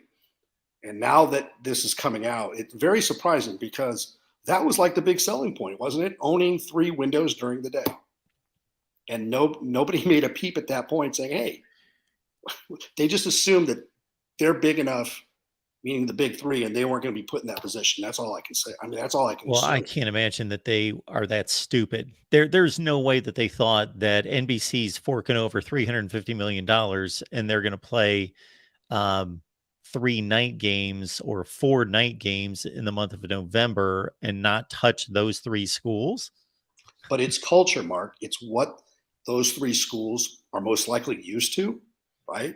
This is a new TV deal that had these 3 windows. It's never happened before. But I would assume that those 3 schools, and you let me know, Mark, do they get preferential treatment when it comes down to television times and by TV networks Well, it versus depends what you other? consider preferential. It's the Big Ten, so they're not playing a game late at night. Do they get preferential treatment? I don't see it. I don't see it. I see where Ohio State's gotten screwed by playing Penn State the week before Michigan, and that's happened a number of times too. Not just them, but I don't see where there's. I would have to say, can somebody bring me evidence of there being preferential treatment in the scheduling for any of the top teams in the Big Ten? No. All the rules have held firm for everyone. They don't play night games in November. They generally haven't played Thursday and Friday games. That's been loosened up here in the last few years. So that is like an understood rule. Is that what you're telling me? No night games in November? Yeah, that's even I would say it's been brought up here 20 times since this contract has been signed or apparently not completely detailed. But anyway, where viewers have brought it up, I brought it up. Oh, there are no Big Ten night games in November. That's obviously a thing of the past because NBC's got a night window. So you would assume, or we were safe to assume that deal point was relented on by the schools and athletic directors and presidents. Yeah, I really just don't see how they've been blindsided by this. It doesn't make any sense to me. Yeah. At least on that point. Mm-hmm. Right. But the other thing, with the gaffe with Fox having to get paid back $40 million because their Big 12 championship game, I think in 2026, belongs to, was it NBC or the other way around? Whatever that is, that's not a major deal. I mean, that's something where Kevin Petitti's got to come in and he's got to clean up, issues that Kevin Warren had. That's how it is in any business, right? When you take over, you kind of assess where you're at, and there's outstanding issues, but that's not a big deal. And so, obviously, this no night games in November was a sticking point. Now, unfortunately, the Big Ten and the schools are just going to have to digest that because, hey, you got 3 windows. So, be glad to host you guys out here in LA. Yeah, there you go. Yeah. All right, Mark.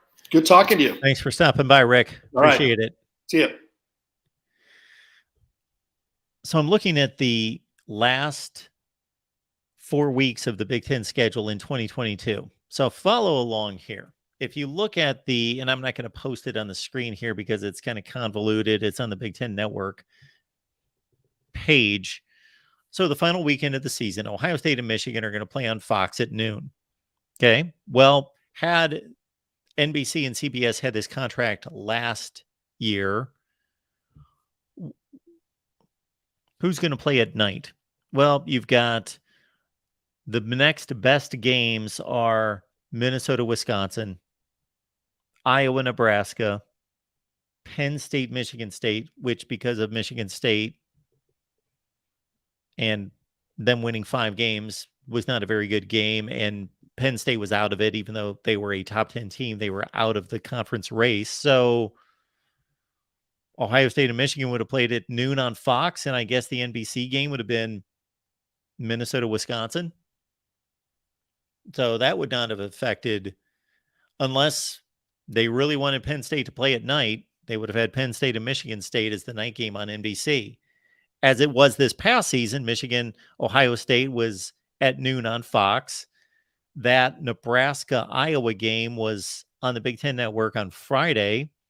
Minnesota, Wisconsin was a Fox game after Ohio State, Michigan at 4 Eastern. Penn State, Michigan State was an ESPN. That was an FS1 game, actually. That was the highest rated FS1 game of the year. Okay, so the week before, your number one game would have been either Ohio State, Maryland, or Illinois, Michigan. And as it played out this past season, they played a doubleheader on ABC, noon and 3:30. And those were the highest rated games of the week. Ohio State, Maryland, and Michigan, Illinois. Okay, if this is this season or 2024, one of those two games, I guess, would have been on NBC at night. Ohio State, Maryland, or Michigan, Illinois. Trying to think what the big noon game must have been a Big 12 game, the second to last game of the season last year. Yes, because Minnesota, Wisconsin played either on Fox or FS1, and Wisconsin, Nebraska played on ABC or ESPN. Okay, on November 12th this past season, your most important game was there really weren't any big games. I guess Wisconsin, Iowa, that was the biggest game. Well, they played on Fox or FS1. So Michigan, Nebraska. So one of those two games would have been played at noon on Fox, and the other one would have been played on NBC at night. You've got the first week of November. You really don't have...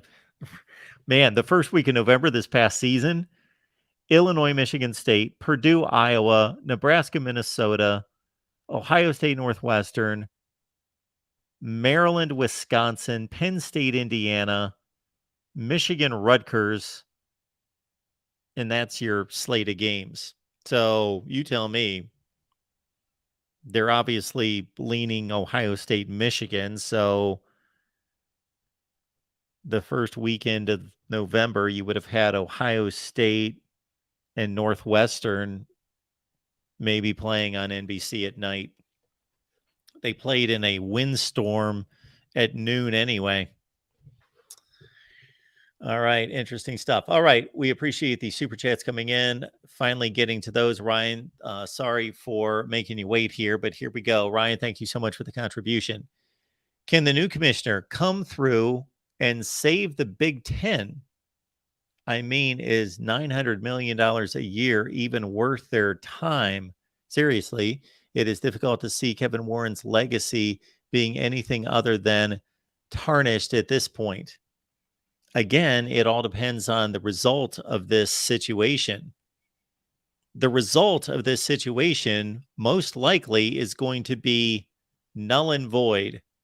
There are going to be some people that are offended, pissed off, irritated, frustrated, but the end result is going to be the Big Ten's going to get its money, and NBC and the other two networks are going to get their games. So I don't know how that's going to mess up Kevin Warren's legacy, his overarching legacy. Now, his legacy for people that care about ethics, care about communication and fairness and doing things the right way, the ethical way, the upstanding way, absolutely, Ryan, absolutely to you on that point. But again, like I told David off the top, there are three major situations, three major outcomes during the Kevin Warren tenure. One is the COVID season. Okay, he botched that in so many ways that we detailed at the time. However, that, other than costing Big Ten schools some money for playing 6 or 7 games instead of 12 games, although nobody played 12 games that season, The SEC played what? The SEC played 10. The ACC played 10. So there was going to be lost revenue anyway. So the Big Ten played 5, 6, 7 in that range. So there was some lost revenue, but it was more of just a PR nightmare. And in the moment, yes, I and other people conjectured that the Big Ten would take a hit going forward for this that we talked about on that phone call, but it didn't happen. The Big Ten's just fine. So that's the one gaffe on his record. The other two are huge, huge wins. Two enormous grand slams. USC, UCLA, and the TV contract. Now, the TV contract wasn't handled in the best way, but the overriding outcome is $7 billion for the Big Ten. Yes, some school administrators, some athletic directors, some coaches are annoyed, pissed off, irritated, agitated, offended. And I'm not saying that in a disparaging way, that they should have been informed and they should have been in on those communications. What I'm saying is they're just going to be annoyed and irritated and agitated, but this is all going to get done. This is going to continue as determined. This is just an annoyance. This is just an annoyance. This is just sloppy work. This is just negligence. That's probably the best word to put on it that I can think of. This is negligence on Kevin Warren's part. But the Big Ten's going to get its money, and the networks are going to get their games. So Kevin Warren's legacy, it depends. If you're talking about on a personal level, yes, it should take a hit because he was not forthright for whatever reason. And again, maybe it was just that he thought this deal is so overwhelmingly lucrative that everyone, they might be miffed when they find out, but they'll be fine. They'll understand and they'll pocket the $7 billion and understand.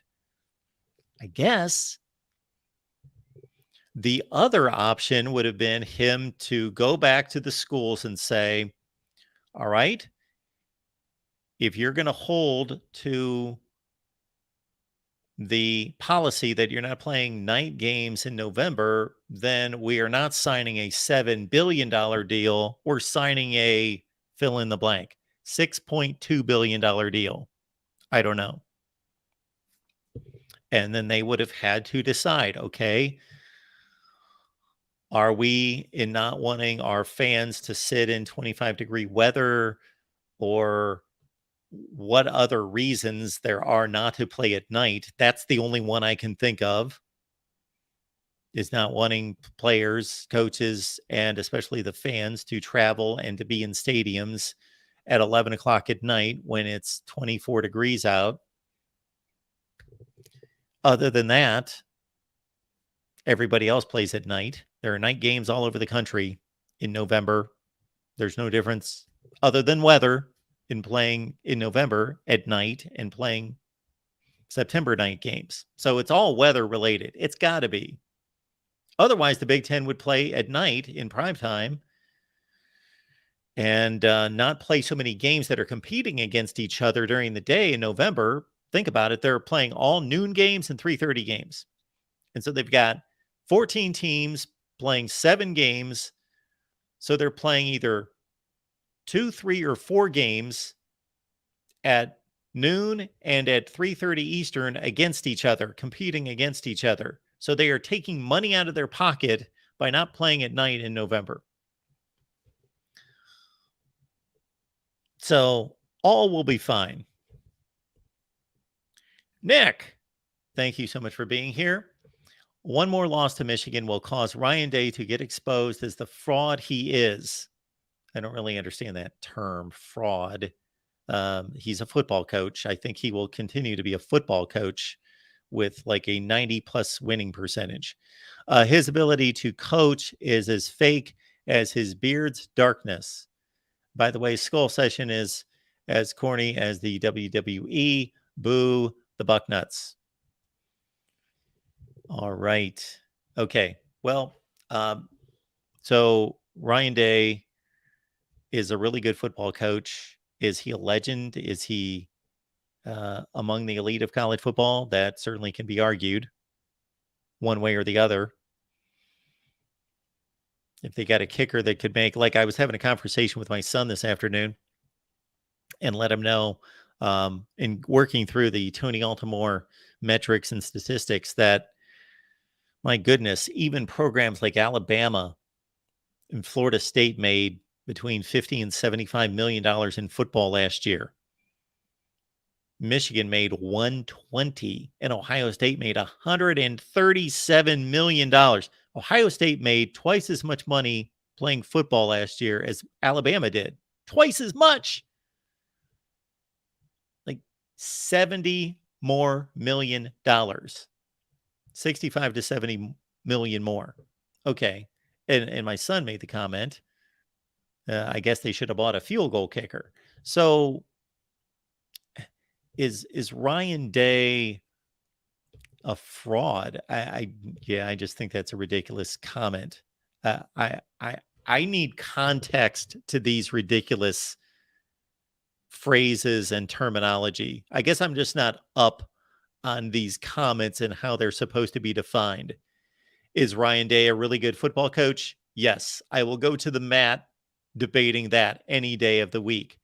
Is Ryan Day a great football coach? Is he one of the 3 best in the? No, I won't say that.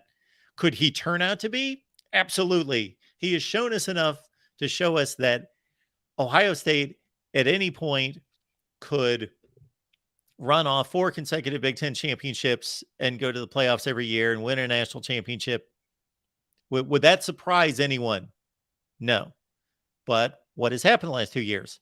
Got his butt kicked by Michigan, did not win the Big Ten championship.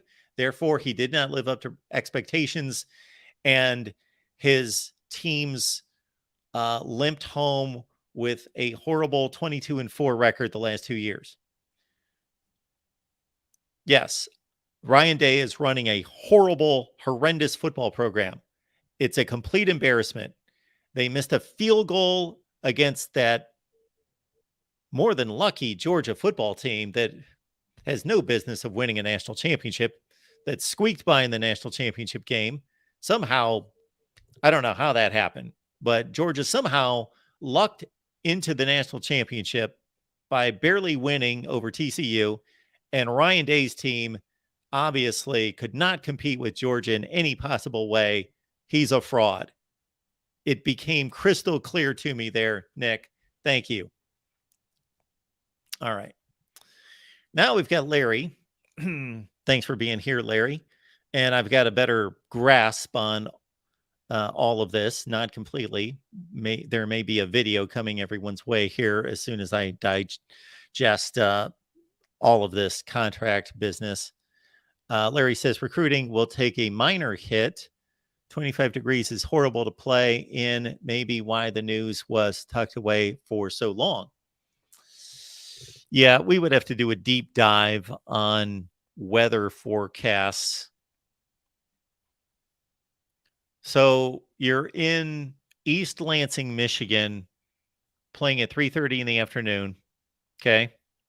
Right now, in November, let's just take random school in the Big Ten. I didn't go to the southernmost part of the Big Ten. I didn't go to Columbus, Ohio, or College Park, Maryland, where it's a little more temperate, a little bit. East Lansing, Michigan. Okay, right now we're having these kids play 3:30 football games that end at 7:10, 7:15 at night. Okay, now they're going to be playing at 11 or 11:15 at night. Is it 8 degrees colder? Is it 24 and not 32? Is it? Yes.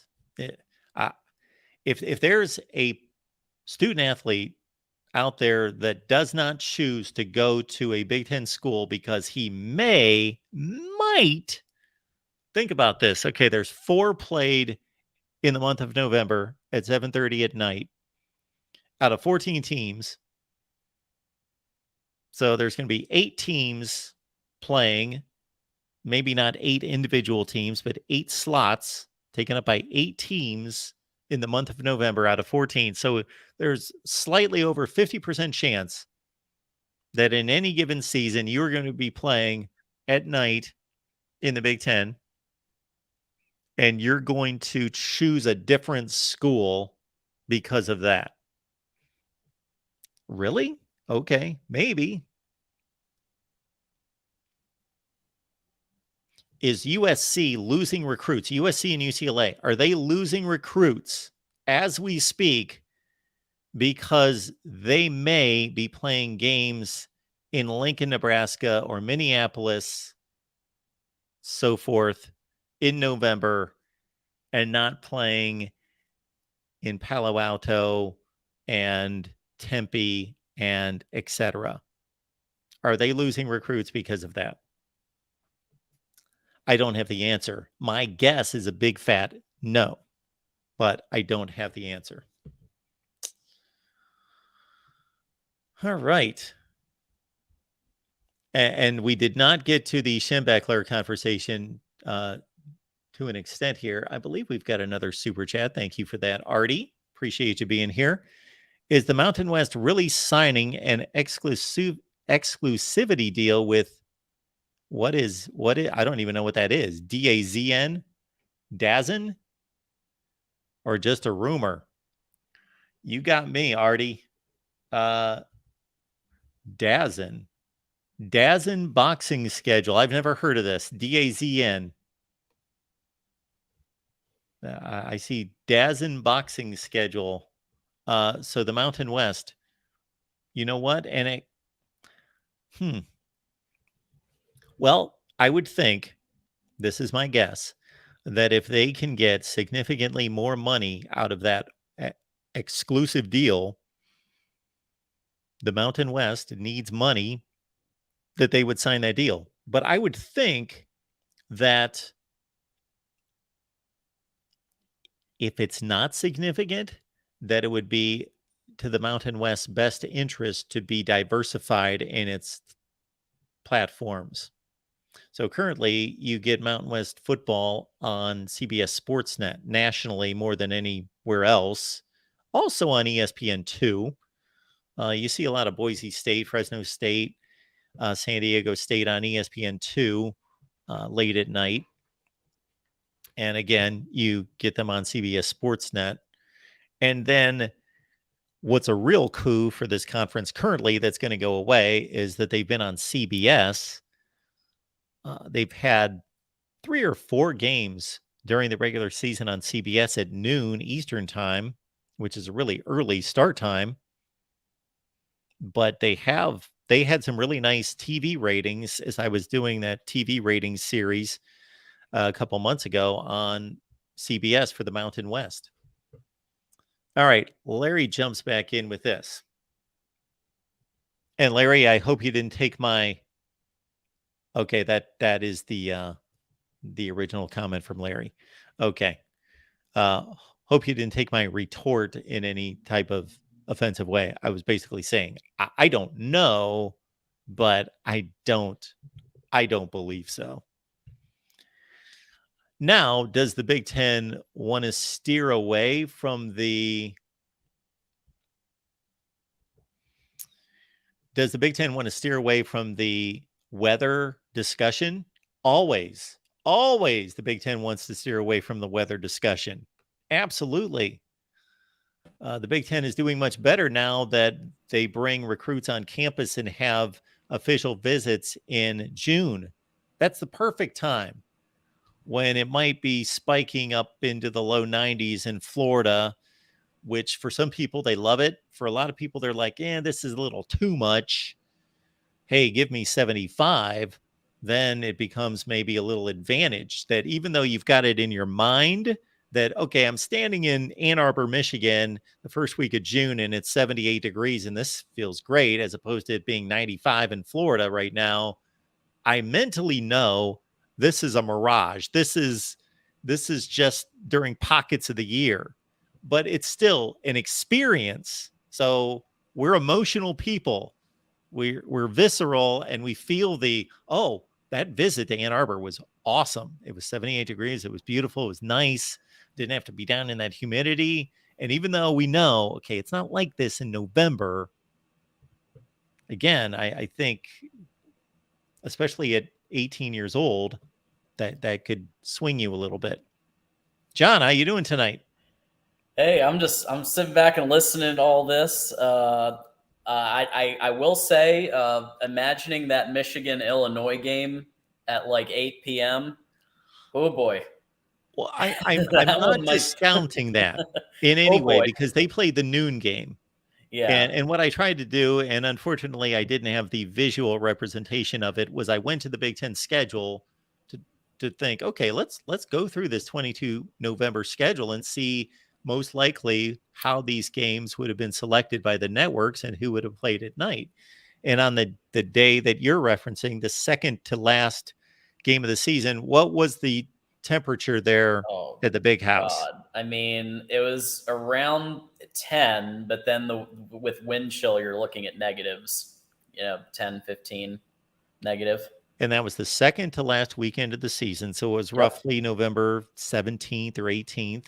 Yep. And that was a noon game. Yep. And Ohio State and Maryland played right after that. And those were the two highest rated TV games of the week. Those two games. They were both great games. And people wonder why Michigan runs so much. Let's get the clock running.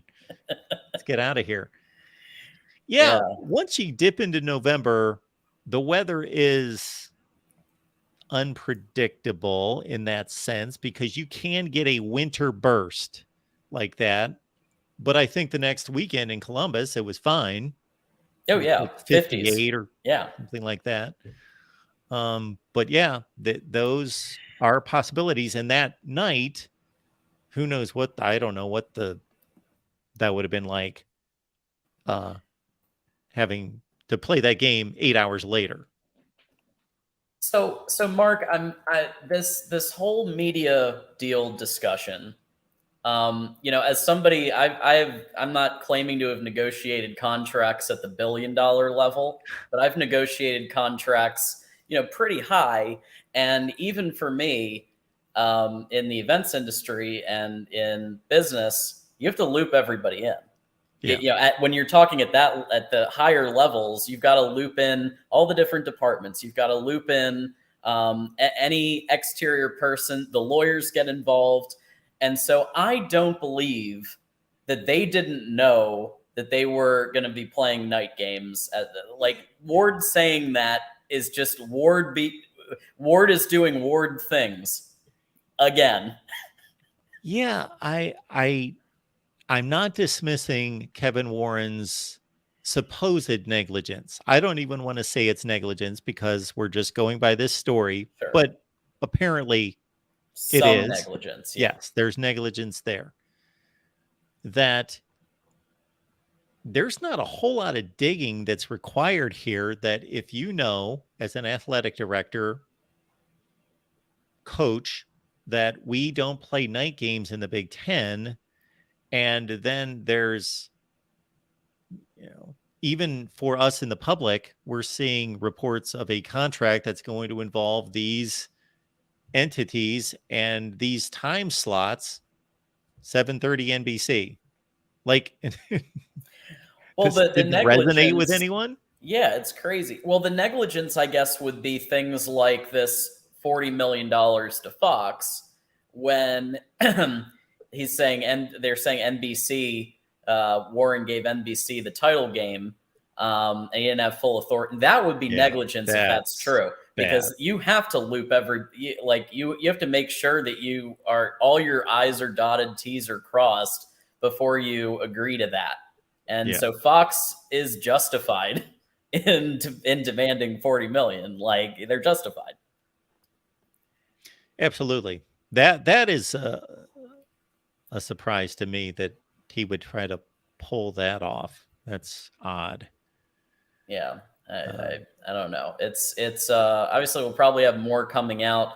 There were some people in chat saying, "Well, it's not done if it isn't signed." It did get signed, but the what's in question is who got looped in and who didn't. Yeah, that's what we're kind of debating. It did get signed, right? And it was reported before as having been signed, and now it's ESPN is saying it got signed. We know that. So that is not what we're debating. What we're debating is how much, like, is Kevin Warren negligent for not looping in enough people? Are the ADs negligent? Those who say, well, I didn't know. Well, they probably, I think Ward got looped in. I can't back that up, but I would have to say that the athletic directors got looped in, at least, like presidents and athletic directors. yeah, it's been quite a day here with Big Ten football talk, because we didn't even get to Mike Bone, the USC athletic director, stepping down. Oh boy. Of course, they handled that on our USC show last night, and we'll be talking that tonight, I'm sure, with our guy Matt Zemek on our USC show. But the one thing I will say, and I stated this earlier, and I'm sure that this would have been a main story on another day as well, the SHEMY Schembechler situation. So the only thing I want to say about this, again, is that I personally, from a personal standpoint of not wanting to see offensive posts, I don't want to see that. But from the curiosity standpoint and the journalist in me from years gone by would like to see, what did he support?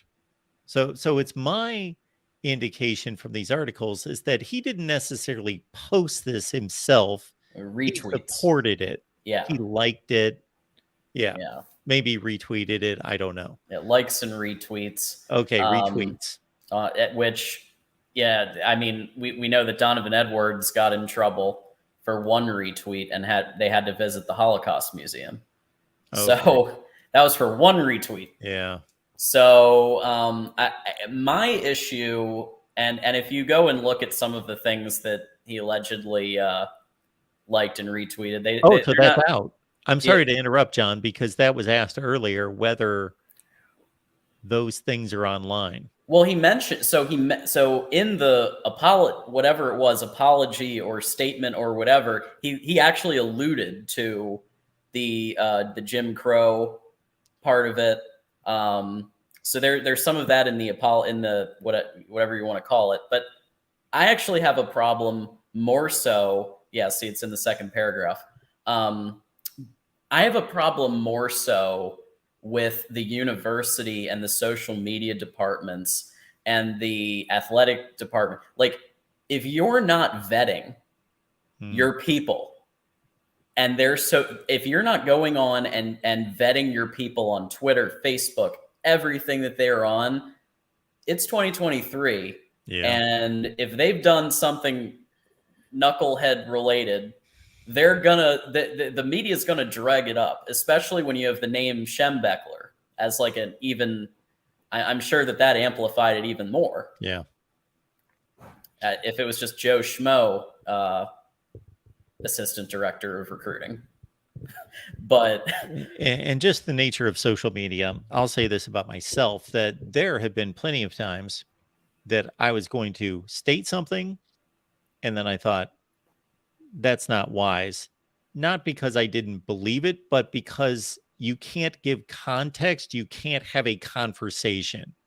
And so if I was able to have a conversation with that person and explain that, and I'm not saying that he's in this category because it doesn't sound like it. It sounds like this is just definitely inappropriate things that should not be supported in any way. I'm not talking about those sorts of things. I'm just talking about things that require, complicated issues that require conversation and context and really explanation and understanding each other, that I've even thought, okay, Yeah, don't say that, because they won't understand it. They'll take it the worst way. It just shouldn't be stated. Let me ask you this: you've been studying this sport way longer than I have. Is this the second shortest tenure in the history of football? Other than Bill Belichick's one-day stint at the Yes, at the that's where Jets. my mind went too. Yes, took the Jets job. It's definitely in there in one of the shortest tenures of football history. There was also the tenure by George O'Leary at Notre Dame, where, let's see what year this would have been. So George O'Leary, yes, 2001, he was hired to be the head coach at Notre Dame. He lied about his resume. He falsified his resume. Ruh-roh. Yeah. Yeah, you can't do that. Well, nowadays they just find a tweet and they'd be done. It would have been done. Wouldn't even. Yeah. So he was there. He was the head coach for 5 days. Okay. So that would be the third shortest staff tenure in the history of football. What's okay. odd about that is I understand, well, I don't condone it in any way, but I understand people falsifying resumes if they're trying to like get a first big job, or like they really don't have much on their resume. But this is a guy who succeeded at Georgia Tech in particular. So he was getting the job, I would think, regardless, based on his performance at Georgia Tech. And, you know, he falsified some really odd things involving education and so forth. Right. Yeah. That's not great. Hey, we've got, so we got Stephen Light. Good show, Mark. You really bring it 24/7. Very true. The guy who makes this all happen. That's what I say every single time for Michigan Wolverines Live. So very true. Nick is coming back here. Oh, yes. Thank you for the contribution, Nick. We appreciate it. Ohio State's offensive line is in decline. Have all the wide receivers you want, but they cannot compete in the trenches. They fold faster than freshly greased lawn chairs. Weakness spews from them. Nick, I am not discounting offensive line. I will call them question marks. Sure. There's plenty of talent. They have inexperienced players, and they have two tremendous tackles that they lost to the NFL draft, and a center. They lost 3 offensive linemen to the NFL draft, and there's a lot of question marks. As the conversation with David went,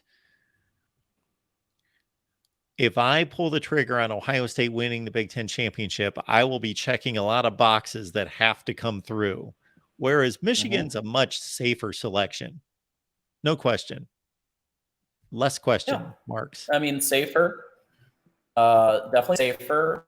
But again, on paper, Ohio State is one of the most talented teams in the country.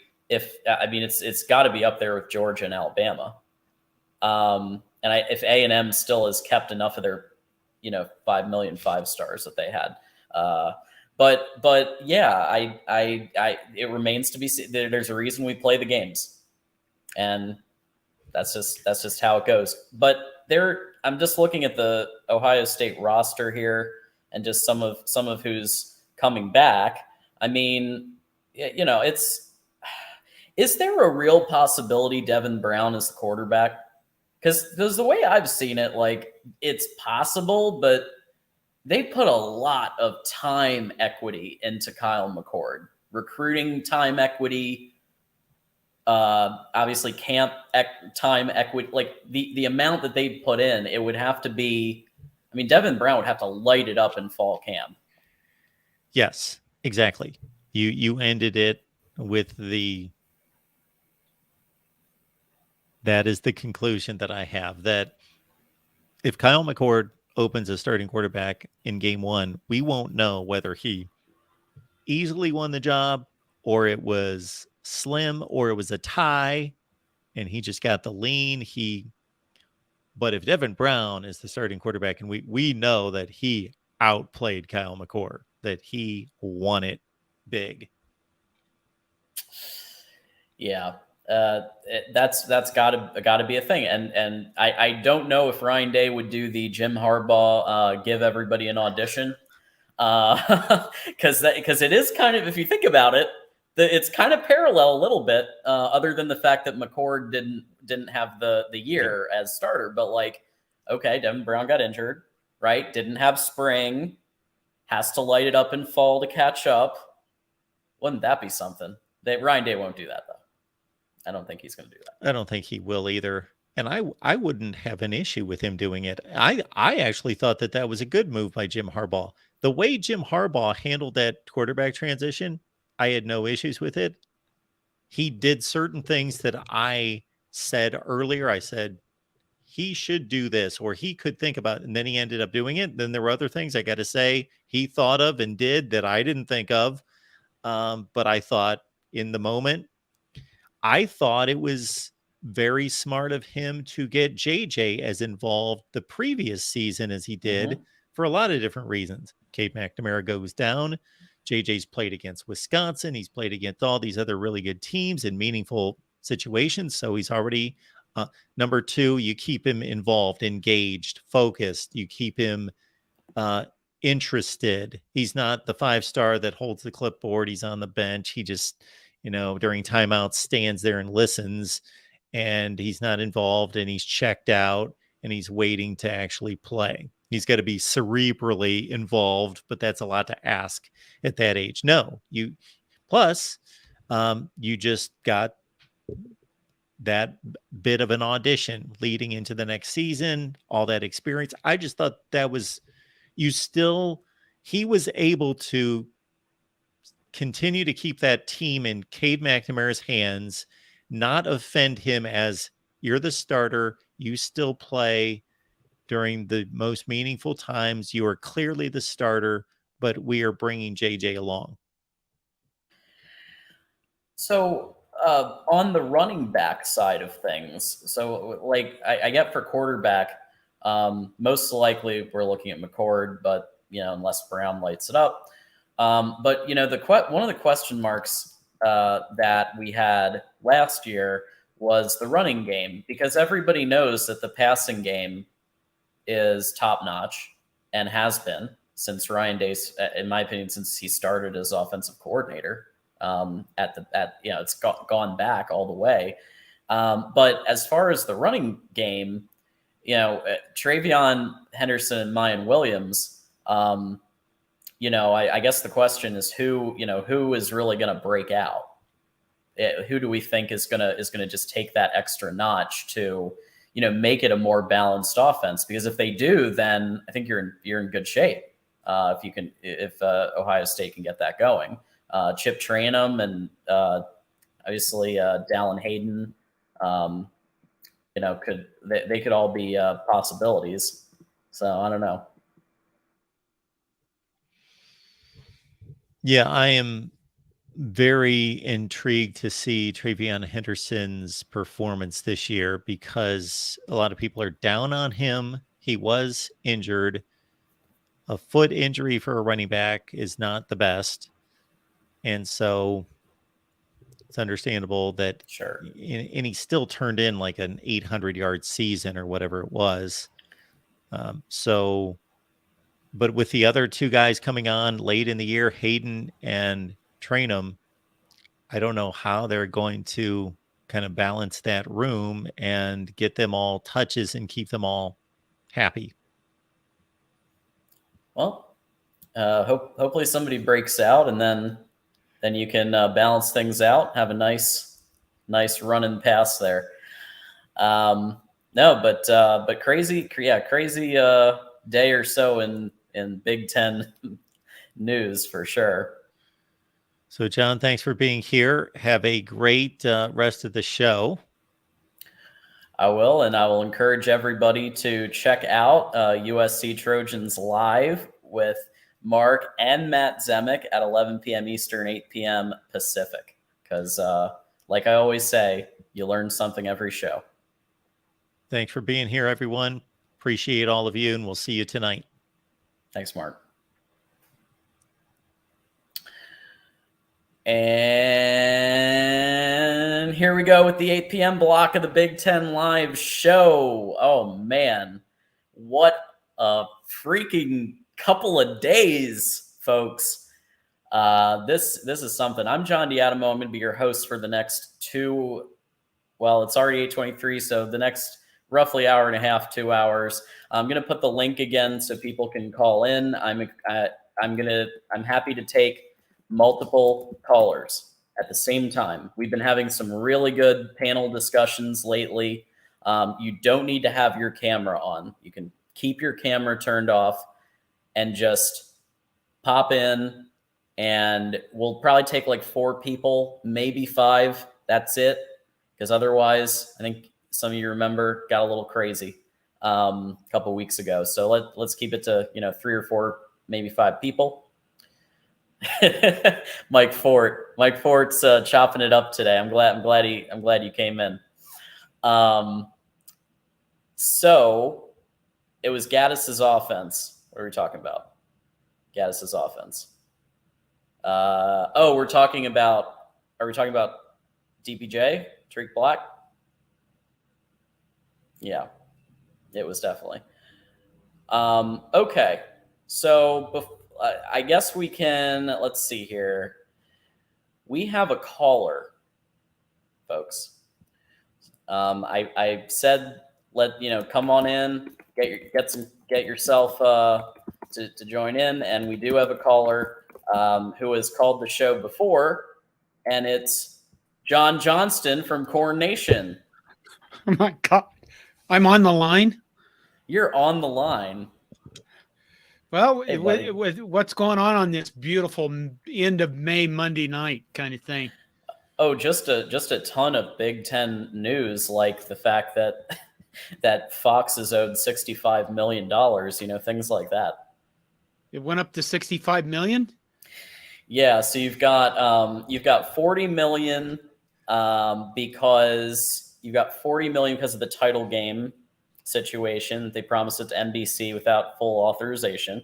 And then you've got 25 million from 2020 residual because they lost inventory during COVID.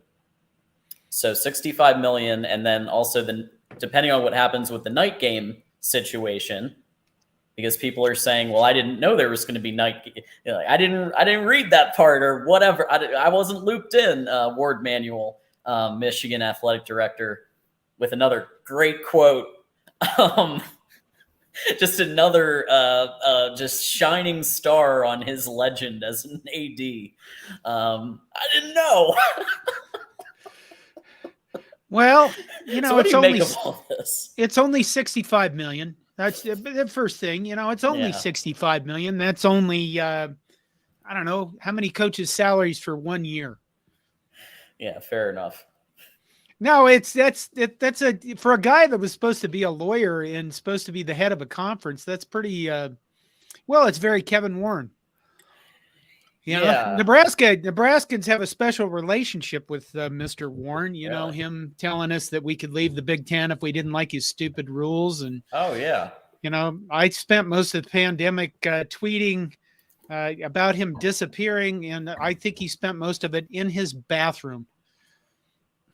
I think he spent most of it in his bathroom hiding from the world. And then when he would venture out a bit, he'd come back in and he'd do what I do most of during the Scott Frost tender, which is stick a towel in your mouth and cry really hard. So hopefully people can't hear you. Well, even though my family would know, where's Dad? He's crying. It's the Nebraska thing. That's what happened the past few years. Well, it's to the point where you don't even say his name when we bring up that era. We just say he who shall not be named, because the guy we fired. That guy we fired. Yeah, that guy. Well, Dan Beast Media giving you some appreciation. We obviously find you on Corn Nation, and when can we watch you next? Well, at 8:00, I'm gonna do all right, an hour with Purdue guy Oh my God, his name just went out of my head. Travis Miller. He started Miller. SB Nation's Hammer and Rails, and now he does something where he makes a lot more money, which was a good move probably for him. Boiled and Lead, I think they call it. No, that was an Irish band. You know, I wanted to, I came on here for one thing. Yeah. I wanted to ask you, Michigan guy, right? Okay. Oh boy. What? They can't play night games in November? Oh, I didn't say they can't. Well, Michigan was one of the ones that said they didn't want to. Well, okay. Could they? Yes. Is it going to be an experience that the 100,000 or so fans are going to all love? I mean, they'll probably, a lot of them will be juiced up on whatever, for sure. They'll get their liquid heat somehow. But having been there for an early game in the second to last week of the year, and granted, I flew in from Florida to watch it. So I wasn't as used to it as when I went to school there. But yeah, I can't playing that at 7:30 or 8. Oh boy. I mean, people would probably be frozen solid in the stands. But can it be done? Can it be done? Yes. Yes. Now I want to, and they do it. Think about this for a minute. What if they came to you and they said, your first college football playoff game is going to be on Ann Arbor and it's going to be at 7 p.m. Then you say yes. December 28th or something. Then you say yes. Would you go to that? Sure. It's a playoff game. Well, then if Nebraska comes in late November, that's like a playoff game. Hey, come on. If you get to where you want to go with Rule, you could be getting there soon. You never know. I mean, especially with the 12-team playoff. But I guess I look at Michigan. Who else complained? Ohio State complained about it, late November games, late games, and Penn State, I guess, were the three that said they didn't want to play them. And I guess my thought is, I realized I'm in a different generation where we didn't have. I walked up to school both ways, waist deep snow, having to kill wild animals on my way and eat them for lunch, by the way, just so you know. But I guess everybody's gotten used to being in domes, but the NFL still plays games like that. So sure. Lambeau Field. Yeah. I mean, Lambeau Field gets pretty cold, I'm pretty sure. And yeah, I mean, yeah, if at the end of the day, if the choice is between playing in the big house at night or playing at a neutral site, Michigan should hope that we say yes to the big house because you have a huge advantage if you do that. Yeah. I remember when Ohio State's AD said I think he's recanted on that now. The multiple buck nuts in the chat will let me know the factual analysis there. But he did say at one point he'd like that they'd rather play at Indy for the first round playoff game. So it is something that I think the schools that are more in the Midwest and have to deal with the real cold, Michigan, Nebraska, those types. That's the real cold. That's not like Pennsylvania cold. That's the real cold. Another honest question.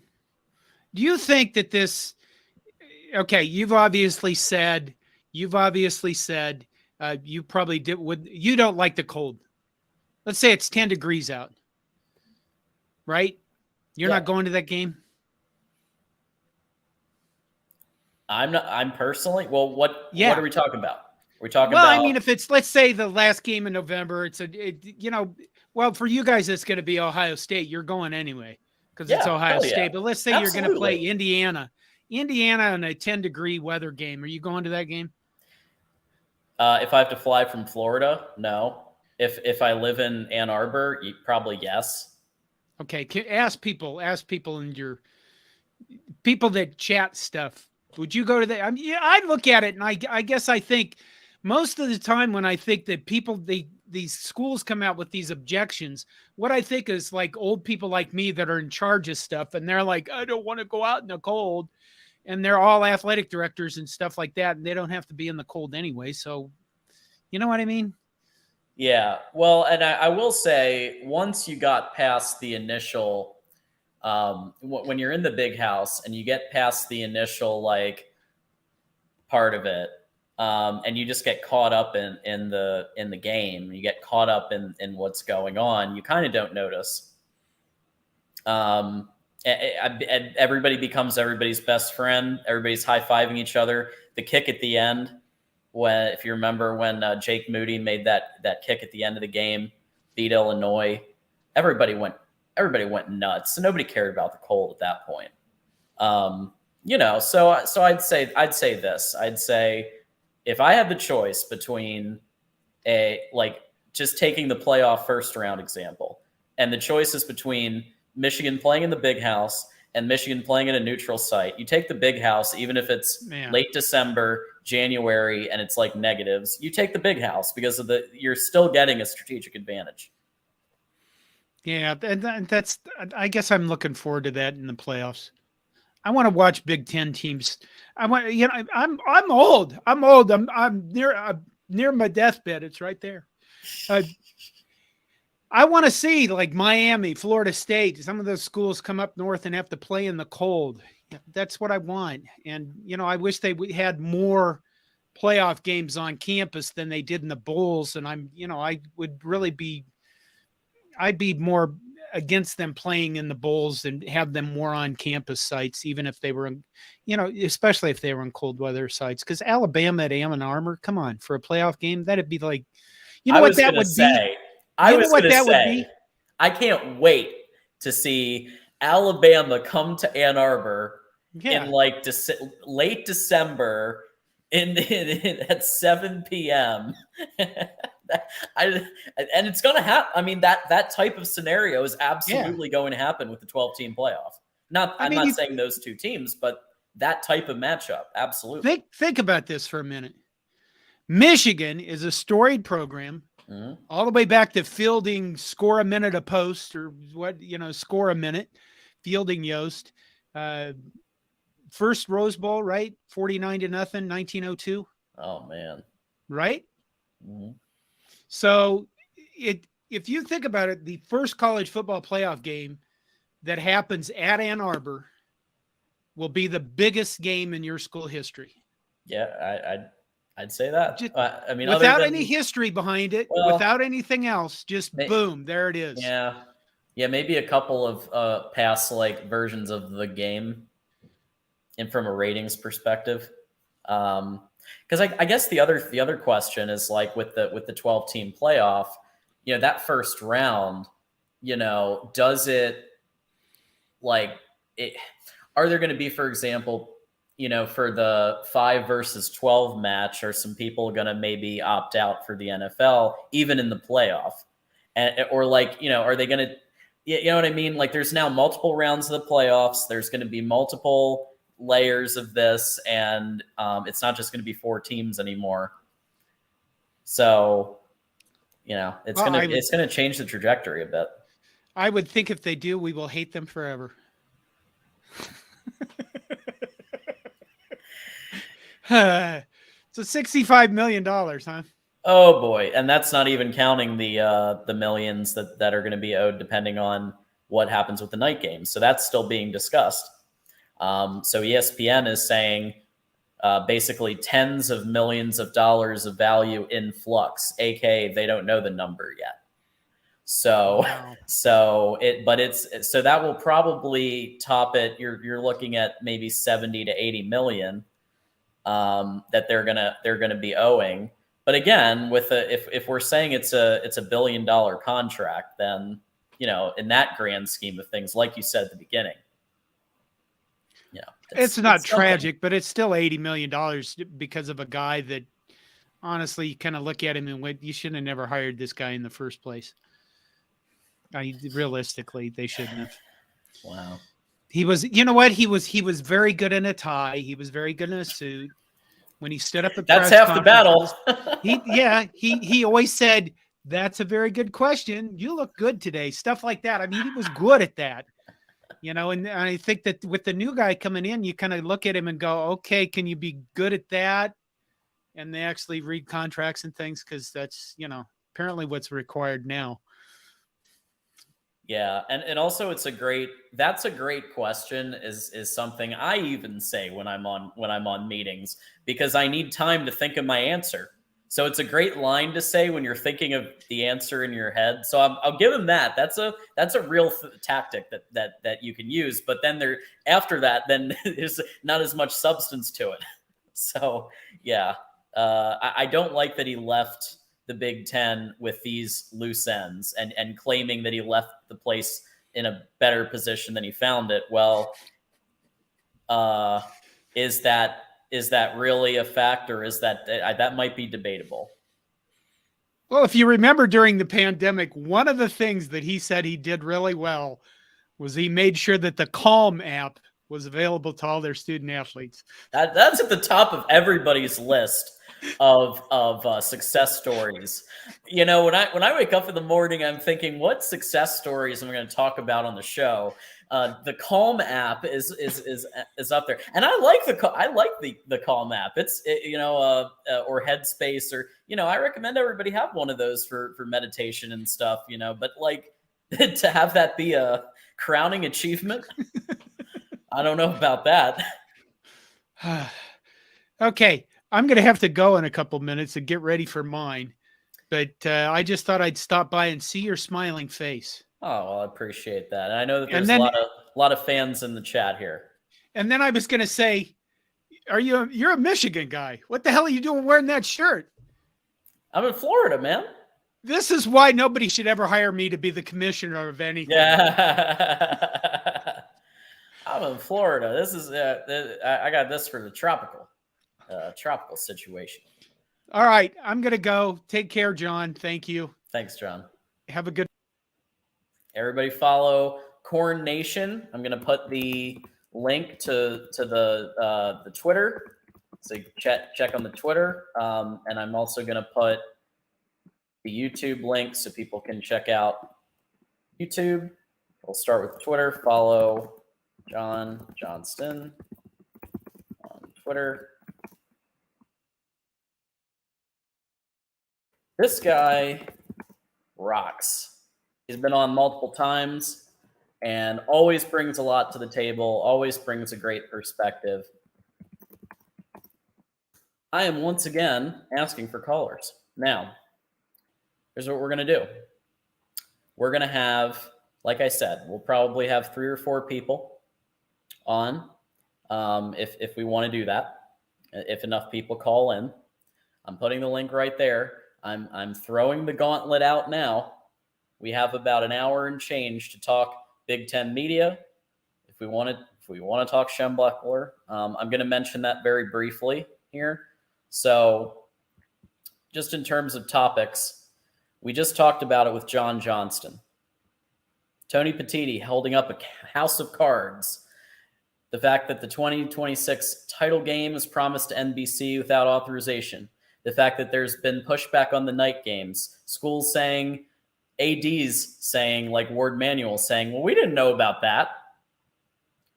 Which all looks like $65 million getting owed to Fox. Now, if I were coming into the Big Ten in this situation, I would be very unhappy because it's hard enough being the Big Ten commissioner when you don't have to clean up all these loose ends on a contract. I was telling this to Mark and people who have come in. So I've been in the corporate space and in business for almost 10 years. And I've negotiated contracts, not at the $1 billion level, but contracts at many different levels. And when you start getting higher, then that's when you bring in you have to loop in your people.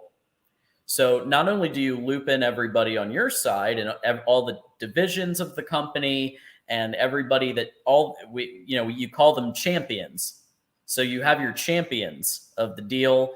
And then on the other side, they're going to have their legal team. They're going to have their different divisions and people. And that's just a 2-way transaction. This is a multi-way transaction So I refuse to believe that Ward Manuel was not looped in to the night game situation. I think he didn't maybe carefully read, or maybe he said, I'm going to push this to next year and I'm going to take a nap. I think that's a very real possibility of what happened there. Ward Manuel needs to be fired. And I've said this multiple times on the show. I've said this on Michigan Wolverines Live, which is every Wednesday at 5 p.m. Eastern. But he needs to be fired. Okay, just the contract negotiation stuff with Harbaugh and the fact that President Santa Ono had to go around Ward to negotiate that. That's not great. And that's, if you're in business and the CEO is talking directly to an employee, that middle manager who should be the one talking to the employee, that middle manager should be out shopping their resumes and interviewing, because they're probably not long for this company. And I don't think Ward Manuel is long for the Michigan football program or the Michigan athletic program. Yeah. So there's that. The presidents absolutely knew, because I believe they were signatories on it. The presidents knew. The ADs, I believe, know. Ward is claiming that he didn't know about the night game situation. Dependent Fanatic, one of our longtime viewers, is correctly saying, play the night games, Ward is awful. Yeah.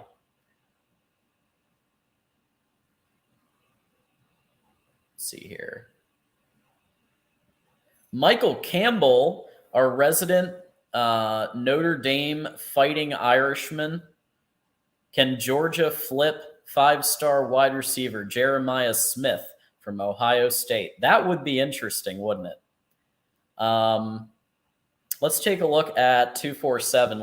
I haven't been looking at this one very closely, so I'm going to check the crystal balls, see where we're at. Crystal balls. So he is a hard commit. So that's pretty big. And it looks like every prediction is still Ohio State. He's a hard commit. So they'd have to peel him away. It's possible. But why, if you're a wide receiver, why would you? I mean, Georgia has won 2 titles. But I've said this before with Mark. If you're a wide receiver, you think Ohio State, USC, Tennessee, maybe LSU, right? And I'm probably missing 1 or 2, but you think of a program that has an offensive philosophy that's built on just lobbing the ball downfield and having a deep threat passing game. Georgia does have more of one, and Todd Monken really did, I think, open things up.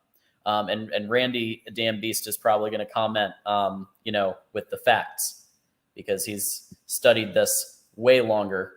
So I'd love to hear his take on it.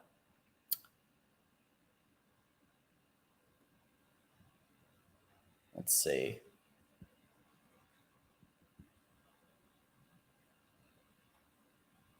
Antoine, I think Santa will find a good guy. Yeah, Santa. I believe in Santa. No, but Dr. Santa Ono, now president of the Michigan University of Michigan. So when he was coming in, the Cincinnati fans I talked to said, you're going to love this guy. And I think it's I think he's, so far, he's had a good first step, very enthusiastic about athletics, which some of our presidents haven't been in recent past, like Schlissel. Remember him? Yeah, not so great.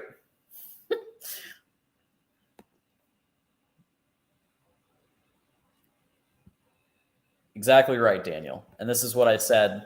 I don't know, but if there's one program who could peel a wide receiver off from Ohio State, I could see Georgia being that person, especially now that they have Dylan Raiola, as Michael Campbell is mentioning.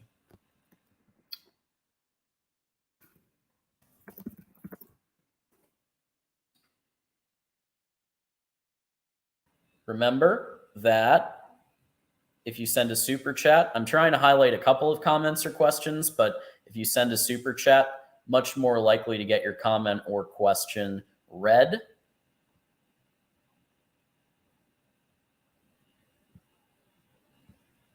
Also, a couple other things. I'm just trying to keep up with the chat here. A couple other things to remember when you're shopping Amazon, you're doing your shopping. I recently got a popcorn maker using Mark Rogers' Voice of College Football Amazon link. Bookmark it, save it somewhere, because if you're going to do shopping on Amazon anyway, it takes 2 seconds to click that link. Instead of just typing Amazon.com, it's the same amount of time you're spending either way. And then you go in and, then Mark Rogers gets a couple of bucks. What's wrong with that? For what the work that he puts in, those of you, he just interviewed the head coach of West Virginia, Neil Brown. So you guys want to check that out. When you're, maybe when you're having your commute to work or whatever you're doing, maybe you're going jogging. Take a listen to Mark Rogers interviewing the head coach of West Virginia, Neil Brown. And there's some, it does go into some questions about, hey, what's going on, kind of thing. So check it out.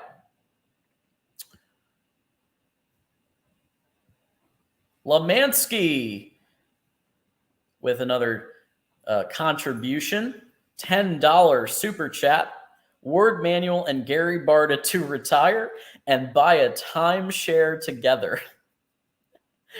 Barta sells his share as dispute arises who gets occupancy during holidays. Karma.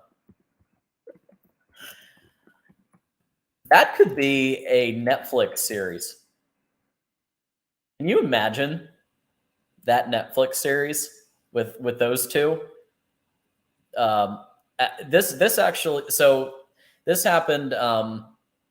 This was a while back on the Big Ten show. We were talking, I think it was with Erica, and I was saying that Dave Brandon was the worst AD in the history of football. And then Erica Goldberg brought up, well, Gary Barta exists.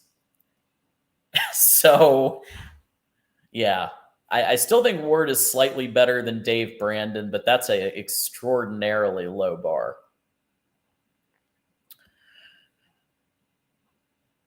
I like Michigan's chances of winning a natty this year. I do too, Jason. If there's a year where Michigan is actually going to beat a SEC program or USC, it would probably be 2023. Think about it. O-line coming back. You've got the Stanford transfer center. You've got countless transfers and people coming back. 81% returning production. J.J. McCarthy, who Mark Rogers has ranked as the best quarterback in the Big Ten. I think Michigan's chances are pretty decent. I'm not going to say Michigan is going to win, but I'm going to say chances are pretty decent. Although, knowing Michigan, there's a chance it all goes topsy-turvy. So let's all keep good thoughts. Those of you who are Wolverines. All right. Oh, thank you to Real MVP for the vote of confidence in Michigan. We can always count on DeReal for the vote of confidence in the Michigan program. Michigan chances are just above 0%. Thank you so much, DeReal, for your contribution. I still think one day you should have a show dedicated to the SEC. Might even be better than Feinbaum's. All right. We have to talk about this. We got to do it. For just a minute, I promise. In one of the shortest tenures in football history, SHEMY Schembechler, son of Bo Schembechler, has resigned as Michigan Assistant Recruiting Director. Because of quite a bit of social media tweets, retweets, likes related to, let's just say, racist things. And you can do the research on your own, but even his own apology alludes to what he said. So read his own apology, and they talk about Jim Crow. There was talk about Jim Crow being a great thing. No, it wasn't. Like, that's objectively false. So I'm not here to debate left or right or anything like that. I'm talking about objectively false things. And he got called for it. And my thing is equally not just about what he said, but this is the University of Michigan, my alma mater. And I'm very proud of my alma mater. But I am not proud of the social media vetting job that they have been doing. And this is 2023. You say one thing, you retweet one thing, somebody's going to find out about it, period. So any big job, any exec job must be thoroughly vetted, especially if your last name is Schembechler and you're going to have even more scrutiny than normal because of your famous coach father. Michigan needs to step up its vetting process and procedure, period.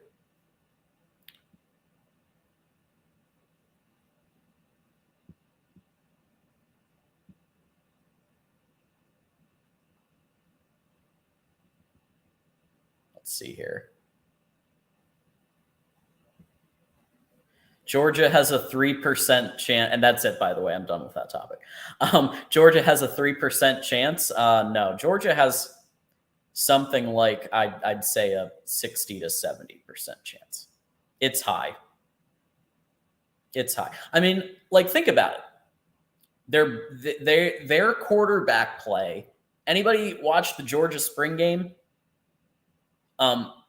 They have improved at quarterback. Carson Beck is better, at least from eye test. I'm not going to back that up with stats. I'm talking eye test. He looks better than Stetson Bennett. It's true.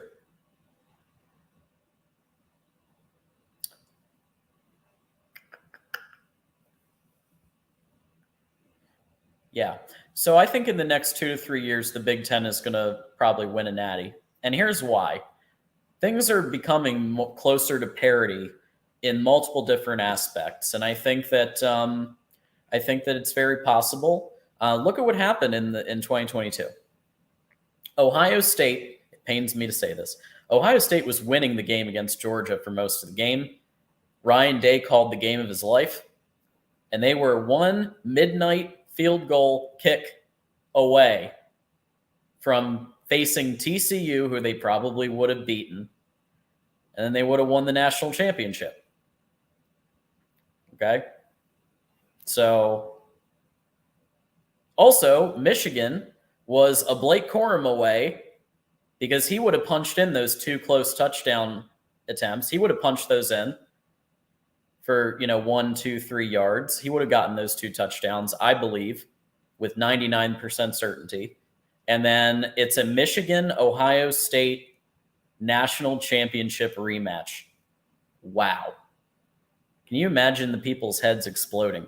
And I think it's just one of those things. And how many years did you think that would be a possibility? Well, it finally happened. It finally was very close to happening.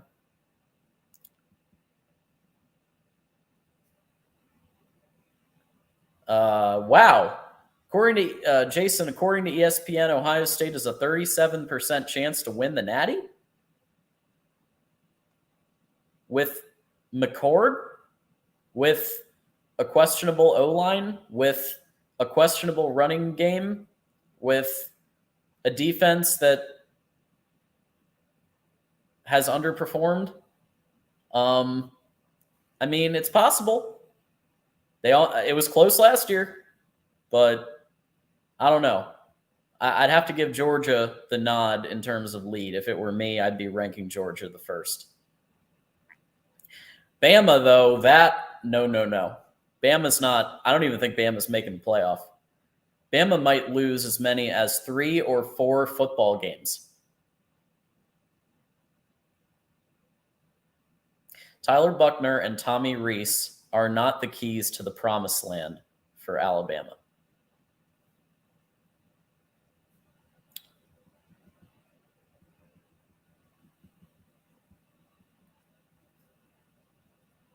McCord has better odds at winning. So the reason why McCord has better odds, do you know why? It's because the wide receiver talent at Ohio State is NFL caliber. That's why. It's not because McCord is the best quarterback on the planet. He's probably going to be okay.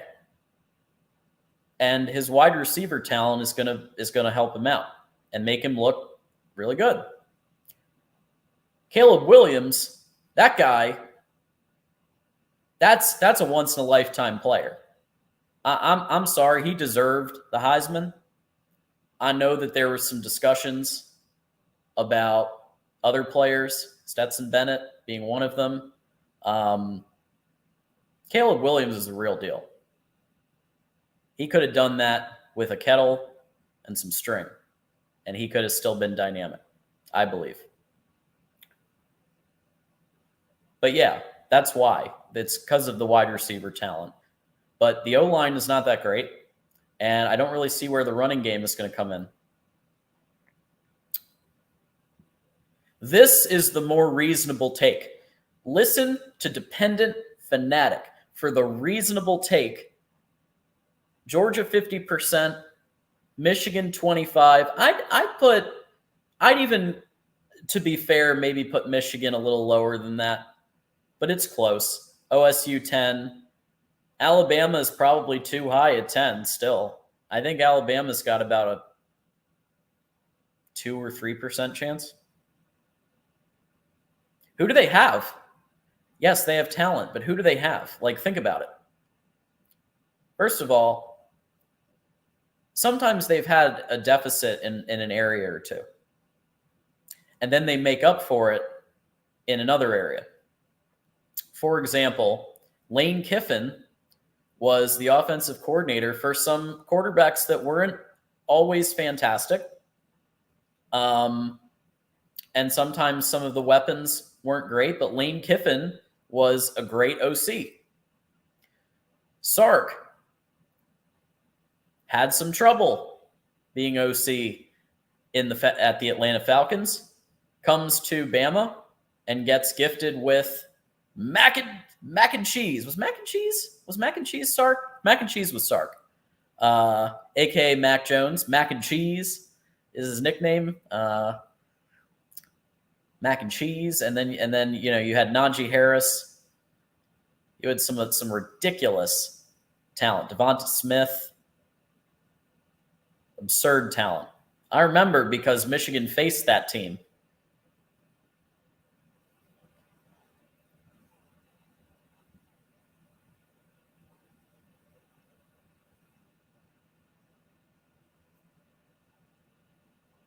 Well, see, this is where you get a little into the fan range when you say we all know he's not in JJ's level. I don't know that. See, that's where you got to watch the other side of it because we don't know that. We haven't seen enough. We need to see him in live fire for a full game. We haven't seen that yet. So the comparison as of right now, this second, JJ is far and above. Because he has the advantage of having an extra year of gameplay. He started every game except Colorado State. So you've got to, I think, to give a fair analysis, you've got to see some games where he's the starting quarterback, playing with all the ones before you make a judgment call on that.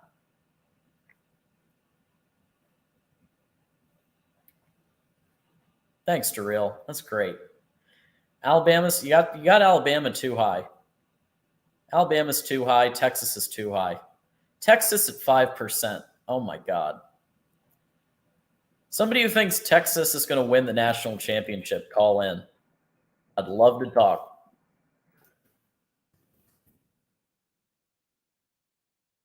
I'm putting the link in one more time to call the show. Otherwise, we're going to wrap maybe a little early tonight.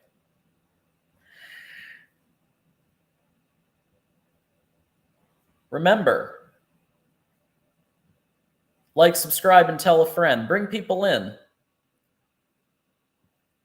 Join our Discord, join our Patreon, talk college football all the time, patreon.com/MarkRogersTV. Tomorrow night, we're going to be doing a special show for the Ohio State-Clemson 2019 game. So check it out. Larry Pilgrim's on the line. Hey, Larry. Hey, John, you're looking a little lonely over there on your couch all by yourself. Yeah, I don't know. Normally we have a nice little panel. We get people calling in the panel, and I'm like, there's a lot of people. I know. What's her name? The Iowa fan, Erica. Yeah, Erica didn't come in. Darryl usually will come on. I don't know what's going on. Well, I thought Darryl would come in when we were talking about SEC and Big Ten. That's usually his favorite topic. I did not call in. I did not call in on a vote of confidence of Texas winning the Natty. I'll just right. I was going to say, I don't think you're here to talk Texas. No, but I think I'm. Can they get over the 8-4 hump? I don't know. Well, to defend his take about Texas 5%, we do have on the line Darryl MVP is here to talk Texas 5%. How we doing? We're doing good. How about you? I'm good. Now we got some callers. Now I was like, we got to get the party started here. Did I egg you on? Did I egg you on? Egg you in. There you go. I'll be honest, later. I didn't even know you called in because it takes me a few minutes to set up to call in. So there's about a minute of dead period. Oh, good. This should be some fire then. Here we go. Yeah. So, well, can you catch me up on what you've been saying the last minute? Well, we were talking about your predictions, and I had no issue with Georgia, and Ohio State, but I started to have an issue when you were starting. First of all, I don't think Bama even has a 10% or I think Bama has probably like a 3%. I mean, Bama. If you've studied Bama and you've looked at what's been happening the last year or two, especially with Tommy Rees being picked as the offensive coordinator and probably Buckner as the quarterback because they want their own Stetson Bennett, apparently. I don't know about that. I don't know, Darryl. Well, the way I looked at it is those aren't who even I think is going to win. I was just looking at it from a perspective of, Alabama's got Nick Saban. They've got the greatest coach of all time. They've got the most talent of anybody in the entire country. Sure. So, and they could lose a game, and they'll still probably be in the college football playoff. So the path also has to matter. Sure. So that's why I think that'll impact you with my Texas pick. Texas, in my opinion, has a much easier path than a Michigan to even make the college football playoff or USC to just make it. And that's half the battle, is just making it in there. Well, if I don't expect you to win all your games to make it in there, you've got a few tough games. That can impact your odds. Georgia, the reason I've got them so high is because they don't play anybody outside of Tennessee that's really going to even challenge them this year. Nobody expects it to be. Yeah. Yeah, that is fair. Real quick, and then we're going to keep on this. But I just bringing in Argraw and Jason Moose have joined the party. Thanks for coming in, guys. No problem. How's it going? Good. We're just chatting through Darryl's national championship predictions here. 1%, Darryl? Are you high? Well, listen. You guys got to play Penn State. You're going to have to play Ohio State, and then you'll probably that's going to be a win. Georgia, and then Alabama, USC. You're going to have to play 3 or 4 really difficult games, and you can't lose. I don't think you can lose a single one of them, and that's going to be a very hard. hard road You for you can't guys. lose one Our game. only, if you our all only played, difficult games are Penn State and Ohio State, and I think we'll win both but of then the those. playoffs, you've got to win 2 games as well. Right. So those count as hard games you got to win. I'm not saying who's going to make the college football playoff. I'm saying Yeah, I who's going got to win you. the national championship. Yeah, I don't necessarily think that I'd be super high or super confident on placing Michigan there. I'm not saying that's impossible, but obviously they have a path ahead of them where they do have to win some games. Now, truth be told, that schedule on the whole is not very hard. I'm going to say Michigan's schedule is in the Big Ten is the equivalent of Georgia's schedule in the SEC this coming year. It's just not there. But that's not to say that they won't play anybody. Yeah, they have to play Penn State. That's at Penn State. They have to play Ohio State. And then Dario's right. I mean, you then have to go into the playoffs and you got to win. And let's be realistic about this. That's been a challenge for Harbaugh. I'm not talking about playoffs. I mean, I'm talking about postseason in general. And Yeah, that's the hump we're going on. What is it? We Now? just We're got to going get on that first playoff win, then we're good. We'll be all right after that. That's fine. Like I said, though, I mean, it's 6 straight seasons without any sort of postseason win out of Harbaugh. Like, that's not a good look. Again, Michigan's good. Michigan has talent. Michigan's going to win games. Michigan is a very likely candidate to make the playoffs. I'm not going to say it's a guarantee, but certainly they're a likely candidate. But getting there and then winning and then making it to the championship are sort of 2 different things. Yeah, I'm just asking, can you put us ahead of Texas? Like, oh my gosh, yeah. Texas has had one 10-win season in Penn State ages. doesn't know what the college football playoffs is all about yet, so I don't know why you're talking.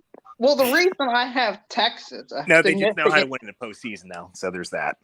I think Texas is going to Bowl because of games the don't Big mean 12. nothing anymore. It's all about the playoffs. So. I understand that, but you first got to make it into the college football playoff to have a chance. Sure. And I think the Big 12 has a lot of 8-4, 7-5 type teams in there.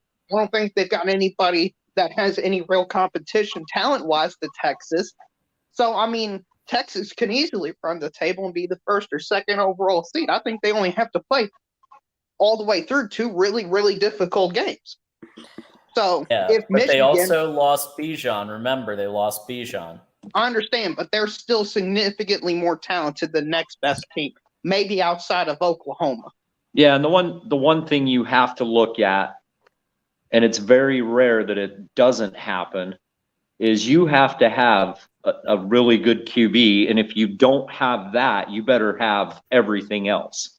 And so how many teams actually have proven quarterbacks that you can say can do this and then can back it up with some of the other pieces? Georgia can get there based on their schedule, but we're still not sure if they have an elite quarterback. Texas, we do. Quinn Ewers is a good quarterback, and so he's got enough talent around him. And you go to Michigan, they've got a talented quarterback, but if I'm not mistaken, they're going to be shuffling the offensive line, trying to get a bunch of guys acclimated, but they have all the other pieces. Ohio State is going to have an unproven QB. So I remember CJ Stroud lost to really not a great Oregon team in the shoe because you had a rookie, you had a a starting QB with really no experience. And so I think that's going to play a huge role in every conference. I mean, outside of Alabama, what game is Texas supposed to lose? What game is even supposed to be difficult for them this year? I mean, they play everyone in the conference because that's the way that they're. That's not true this year. It shakes out that, well, there's the expansion, so there is that. But I don't know. Here's the thing about Texas. Every year we hear Texas is back. Mm-hmm. Every year we have super high expectation for Texas. It's almost like Notre Dame, kind of. Right. And every year they're in the running, preseason to be the Big 12 champs. And I have it up right now in front of me since 1996, they've won the conference championship 3 times. 96, they won it again in 05, they won it again in 09, and they haven't won it since then. It's been Baylor lately, Baylor, Oklahoma, TCU, basically. So it's like, where do you slot Texas in at? There's always that hype every single year with them. It's always they're coming back. Oh, they got big things on the horizon. Oh, well, they're going to change. They're going to change some strategy. They're going to the coaching room's different. Well, they recruited well. We hear it every year, and I'm not saying it's impossible. I'm not saying they can't do it, but it's one of those deals where I've heard it so many times that I'll believe it when I see it. Maybe they can do it, but until they do, I'm not going to put much stock in it. Oh, I get that. I understand that 100%. I think the difference with Stark is he's actually been building. Like, it's not like he's guaranteed 10 or 2. He went 5-7, then 8-4. So he's having a natural trajectory. And I mean, they've got Quinn Ewers, and if he were to go down, they've got Arch Manning. I mean, I can make a legitimate argument they've got the 2 best quarterbacks in their conference. And I don't know how many times that happened before. Arch Manning. Yeah, we were all saying the same thing. Arch Manning is not all he's cracked up to be. And anyways, yeah, Jason. Yeah, the 1%, I don't understand that, because at least Michigan has sniffed the college football playoffs the last 2 years. When was the last time Texas won it? Making it versus winning it are 2 different things. And as I've explained before, you've got to play Penn State, you've got to play Ohio State, and then you're probably going to have to play Georgia, Bama, USC. Yeah. 2 out of those 3 teams. When was the last time Texas had a 10-win season? When was the last time? There was 1 in the last. My point is your old road to make the playoffs. But you're giving Texas a better chance than than Michigan? Come on, dude. I'm looking at scheduling as a big opponent, because if you don't make it, you have a 0% chance to win it. And I think more times than not, Michigan probably doesn't even make the playoff just because of their schedule this year. Right. And another thing that people tend to forget about Texas is they used to have a really hard opponent with a really good coach and a bunch of Heisman QBs that they aren't facing anymore. Lincoln Riley took his top-notch QB Heisman winners, and so now who's going to stand in Texas's way? The last time, so that's the thing here is Oklahoma. That's a fair point. That's a good point. But on the other hand, Lincoln Riley wasn't there last year, so you think, oh, Stark, hey, he's got a shot at this. Here comes TCU. And if it's not, if it wasn't TCU, every once in a while, more, lately, Baylor can put a run together. I was going to say Baylor to answer the question of what are the seemingly tougher teams. How about Baylor? They've won some games recently. Baylor's a good team. They're a good program. They were a good program a decade ago or so, and then all of a sudden they took a little bit, like talking 2013, 14. Then they took a little bit of a nosedive because of the sort of the scandal that broke out, and as a result, they had to rebuild. Well, guess what? Here comes Matt Roll. He rebuilds it, and then they're good again. So, I mean, Baylor, it's not like they're just sitting there idly. They have the potential to be a threat, and there's no reason why they couldn't compete and knock off of Texas. Yeah, but Baylor, I'm not sure if you saw them last year. I was not impressed at all with their bowl game against Air Force. I mean, Air Force completely obliterated them. So you have to so you have your TCUs, your Baylors, your West Virginias, and your Kansas States who are going to be, they rotate. Those are the types of teams that take those freshmen and takes them 3 to 4 years. And so they have to get to the upperclassmen before they start competing in their own conference. How many guys did TCU lose? I mean, TCU is losing so much next year. And Baylor's the same type. They lost 8 players to draft. Baylor's, they're going to be in their second year, so they're going to be a little bit better. Yeah. Baylor's going to be, it's going to take Baylor another, I'd say in 2 years, they're going to be kind of at the top of the conference again. And then let's see if they can sustain it through recruiting. But they're a development upperclassman. So is TCU. You know, and there's those type of programs that it takes them a while to develop what they get in, and they just don't have the depth. And if they lose guys, then it gets even worse. And Baylor's in that situation as well. I mean, they're bringing in a new QB. So who's bringing back Dylan Gabriel? I think Kansas State and Kansas. I mean, what quarterbacks are coming in that you can say, oh, that guy's gonna go light somebody up in the Big 12? The 4 new teams coming in are not a threat, in my opinion. So there's some talk in chat about Florida State, and people are calling. So it's Bilal, and he comes in every now and then, a big Ohio State Buckeye fan, and he does. And I actually was kind of tossing around the idea of Florida State based on their quarterback situation, based on who they're bringing back. I've been listening to the Florida State show on Voice of College Football that follows the Michigan Wolverines live. And from what it looks like, Florida State might be in a good position to win the ACC, or at the very least compete. So they Mike could. G, What what's up, do we my think dude? about them? See Mike G's in the chat. What's up, Mike G? Yeah, Mike G's been hanging out the whole like he's been coming in. Oh, That's yeah, my Mike dude G. right there. Yeah, Mike G. Florida State. Yeah, Florida I State. agree. LSU is going to be, if they can't get past LSU, I'm not sure that's going to help them. That's a bigger game than Clemson, in my opinion. Right. It goes back to the scheduling. They're going to have to beat LSU once, and then they're probably going to have to beat Clemson twice to make it. Well, Darrell, I will say this. You mentioned, I think it's funny because, a lot of times people have talked about Michigan's schedule in the negative, as in it's super easy. And I think you might be one of the first non-Michigan people to say, oh, actually, it's a little challenging because Penn State's going to be a top 7 opponent, probably. Ohio State's going to be a top 5 opponent, probably.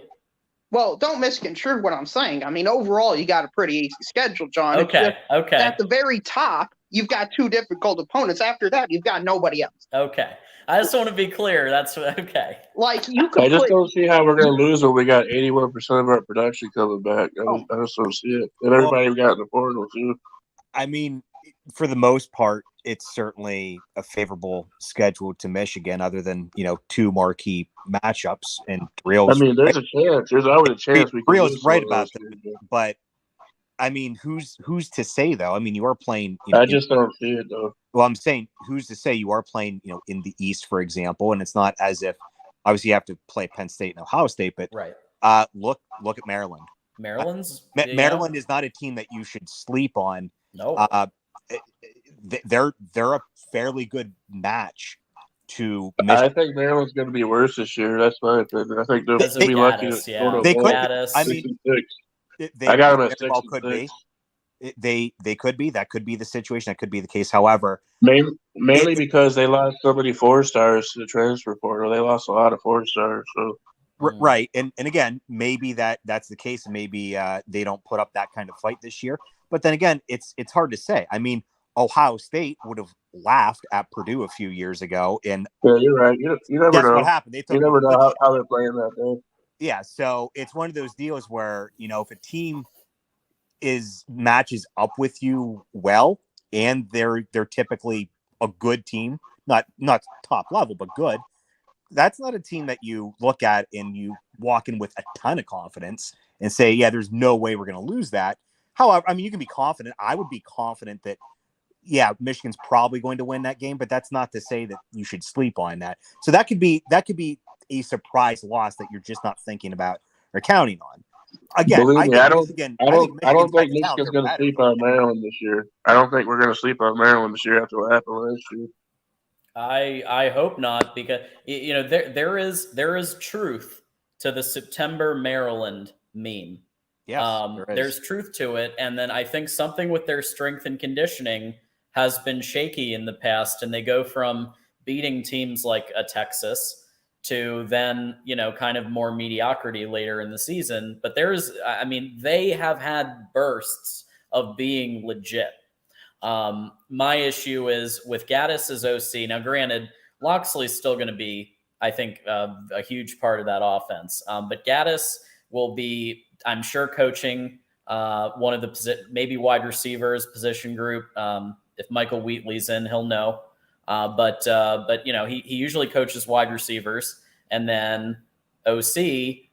That we'll have to have another debate on who's calling the plays. Because if you remember that went on for like 2 years. Who called the plays in Alabama? Was it Gaddis? Was it Loxley?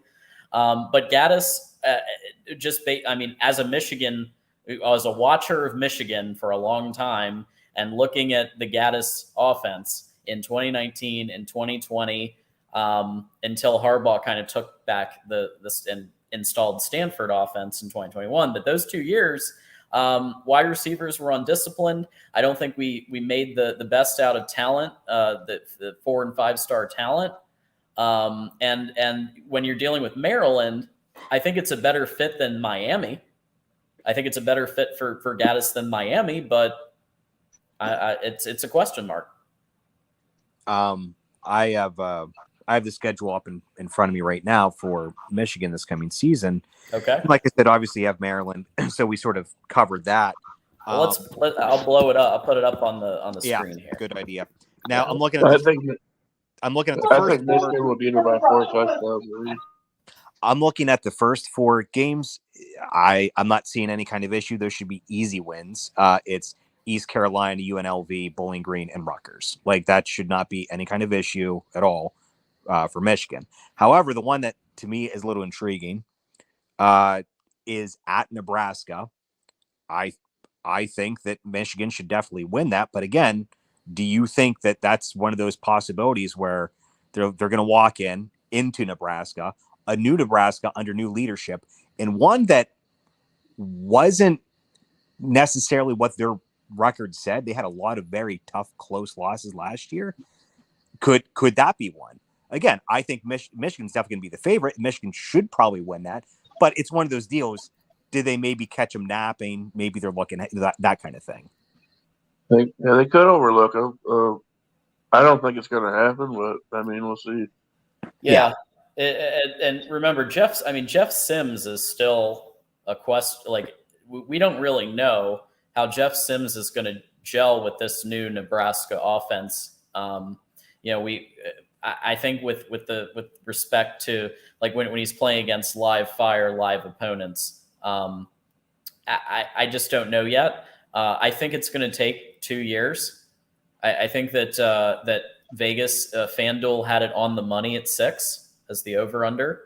I think they're going to hit a goal. 2 years to get beat. I don't think they're going to be able to beat Michigan in year 1 of a gut job rebuild. No. But is it possible? Sure. Yeah. Scott Frost almost did it. Yeah, and that's what I mean. If Frost can almost pull something like that off, who's to say that someone who is much better, like a Matt Rule, couldn't somehow, like I said, catch him the right. Again, Michigan, there's going to be the better team, the more talented team. They're going to be set up in a much better position. But again, that's one of those deals where that could be one of those games, just one of those games. The matchup is right. Maybe some bounce of ball favors him, that kind of thing. Harkening back, like I said, to the idea of like Purdue just beating up on Ohio State. No one saw that coming, but yet it happened. It's possible that one of those things could happen. So yeah, I think Michigan is favored in a lot of these games, and they should be, but that's not to say that it's going to be a lock. They're favored in all the games, I'm pretty sure. Yeah, I think now that they're probably the favorite. Well, no game is ever lock. You have to go out there and play, and you have to win. Got to go out and play. I mean, look what happened with Illinois last year. Yeah, that was that came right down to the wire, and just glad Michigan had the best, probably the best kicker in their history. A million injuries though too. A million injuries too. So yeah, just going down the schedule to your point. I mean, okay, here you go with probably 2 likely dubs. Indiana, Michigan State is still a rivalry game, so you do have to throw out the book a little bit on that one, because I mean, there's been years that like 2016, Michigan expected to crush and only won by 9. So although there was a last minute touchdown that D'Antonio tried to go for 2, even though there's very little chance of them coming back at that point. But yeah, so there you do have to throw out the book a little bit, but I think that the disparity in talent is so great. It's so great this year. People leaving Michigan State, their quarterback leaving, some of their best talent all over the field leaving. They're in trouble. So I don't know about that one. Purdue, I don't know about. I agree, Antoine. I believe also that Illinois had a better defense than Ohio State that year.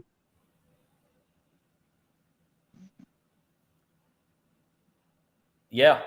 Illinois did have one of the best defenses in the league. Statistically, for a time, it was the number 1 statistical defense in the country. I'm pretty sure that Georgia overtook them in the end, and Michigan was probably up there in Iowa. But I would agree with you. I think that they did have a better defense for that 1 year. They really lucked into a situation, Brett Bielema did, where he had a generational running back talent, some key talents on defense. I mean, look at where they went in the NFL draft. So I don't know about that. So we get to the tough. These are some like we've been saying, the last 3 games, and I'm even going to put Maryland in here. The last 3 games, you got Penn State at Beaver Stadium, never easy. And even if look, there's been years at Beaver. I mean, I wouldn't put it in the same realm as Iowa's stadium, where statistically the night games, good luck. But I still think that home field advantage at Beaver Stadium is something. And if Penn State does gel and they get Drew Aller working and they get the run game working in conjunction with everything else, then that one could be a really tight ball game to the end. And it has, Penn State has played Michigan extremely close in past years. We only have to think of the Cade McNamara to Eric All connection. Michigan was losing that game 2 years ago until close to the very end. So it could happen again. Argra, what's your take as a Penn State fan? What are kind of the keys other than Drew Aller, working, which is, I think, still we've got to see more. What do you think needs to happen for Penn State to pull off that victory? Offensive line. Okay. It's the offensive line that I've said it before. That has been the Achilles heel of the teams under Franklin. It's been the O-line, and I mean, I'll give credit where credit's due for, like, let's say Sean Clifford, who, like I said before, we were all very happy for him. Sure. With the Rose Bowl and whatnot, because he went out on top. Good for him. But there's a lot of people that were saying, okay, maybe we need to move on from this guy. But in fairness to him, it wasn't all him. He had an offensive line that had some issues. And again, that happened to be the problem for a lot of the teams under Franklin for just about every year that he's been there. You have good running backs. Think about it. You had Saquon Barkley, got Miles Sanders. You have 2 excellent running backs at the same time in the backfield as well. But they're only going to be as good as the people in front of them that are opening up holes. That's a big reason why you had such excellent running backs, but then they go up against Michigan last season and really don't do anything. You go look at the other games, they did great. They ran over everyone. Well, a lot of that goes down to the offensive line. They need to step up and they needed to play better. Now, offensive line is going to have a lot more experience coming into the season. That's definitely a perk. That's a plus. I think maybe with more experience with the running backs, plus maybe Aller in there again. If he gels, if he meshes, it's going to help to complement the offensive line a little bit better, and that should make things a little bit easier for the offense. But I think that's where it's going to go down to. It's going to be the trenches, and that happens to be where Michigan is pretty good. They're good in the trenches, and that's where they got a lot of their success at throughout the course of the year. So for Penn State to win that game, and they certainly could win that game, especially with have home field advantage, I think that play is really more than anything else going to go down to that defensive line. What about D-line and stopping the two-headed monster of Blake Corum and Donovan Edwards? Because that was a big Achilles heel last year. So what do you think needs to get shored up there, just to try to – you don't have to – I mean, I'm sure that Franklin's game plan is – and Manny Diaz – they're not trying to they know that they're not going to completely stop them. Because it's impossible. But what they could do is contain them for long enough that Penn State can just keep ahead on the scoreboard. Right. And I honestly, with the defensive line for Penn State, after that, actually maybe I can pull it up on the schedule. After that sort of happened, you saw that defense really hunker down, and they ended up playing some excellent defense the back half of the year. In fact, they were holding their opponents to less points per game than what Iowa's defense was. So they really, whatever it was that they needed to do, whatever it was that they needed to fix, it seemed like they did that, and that translated, that carried into the postseason. When they played Utah in the Rose Bowl, Utah wasn't so hot. They were not doing that great. In fact, they ended up scoring realistically 3 scores. The last one was garbage time, put in your third string, with like 5 minutes left, that kind of thing. So they held them. Or I'm sorry, no, they held them to 14. It was that 21. So that last score, it was just a matter of them putting in the scrubs. Now, hold on. I'm a Utah fan. I was gonna say I knew Larry was gonna chime in here. You know that the offense that scored was the second string. You had the second string quarterback in there. Yep. You had the third string tight ends. You had the second. Actually, our running back was our third string quarterback. Wow. So you gotta when you're saying garbage time, they were down to backups on offense. Well, when I say garbage time, I'm not saying the Utes were garbage. I'm saying when I say garbage time, it's the end of the game. You don't have you've had your starters out for quite a while. You've got your third stringers in there, that kind of thing. That's what I'm referring. I'm not saying Utah was a garbage team. They were a good team. No. I didn't take it that way. I took it as you guys, your backups to your backups allowed a score, and I'm like, that was my reference. Was our backups scored on your backups. So is that garbage? I guess it's a preview of next year's team, right? Like I said, when typically people use the term garbage, they mean it's the end of the game. You don't necessarily care per se so much, that's what's getting at. Utah certainly has a good program with talent. I mean, they were able to win the pack, and good for them. And Penn State, I agree with you.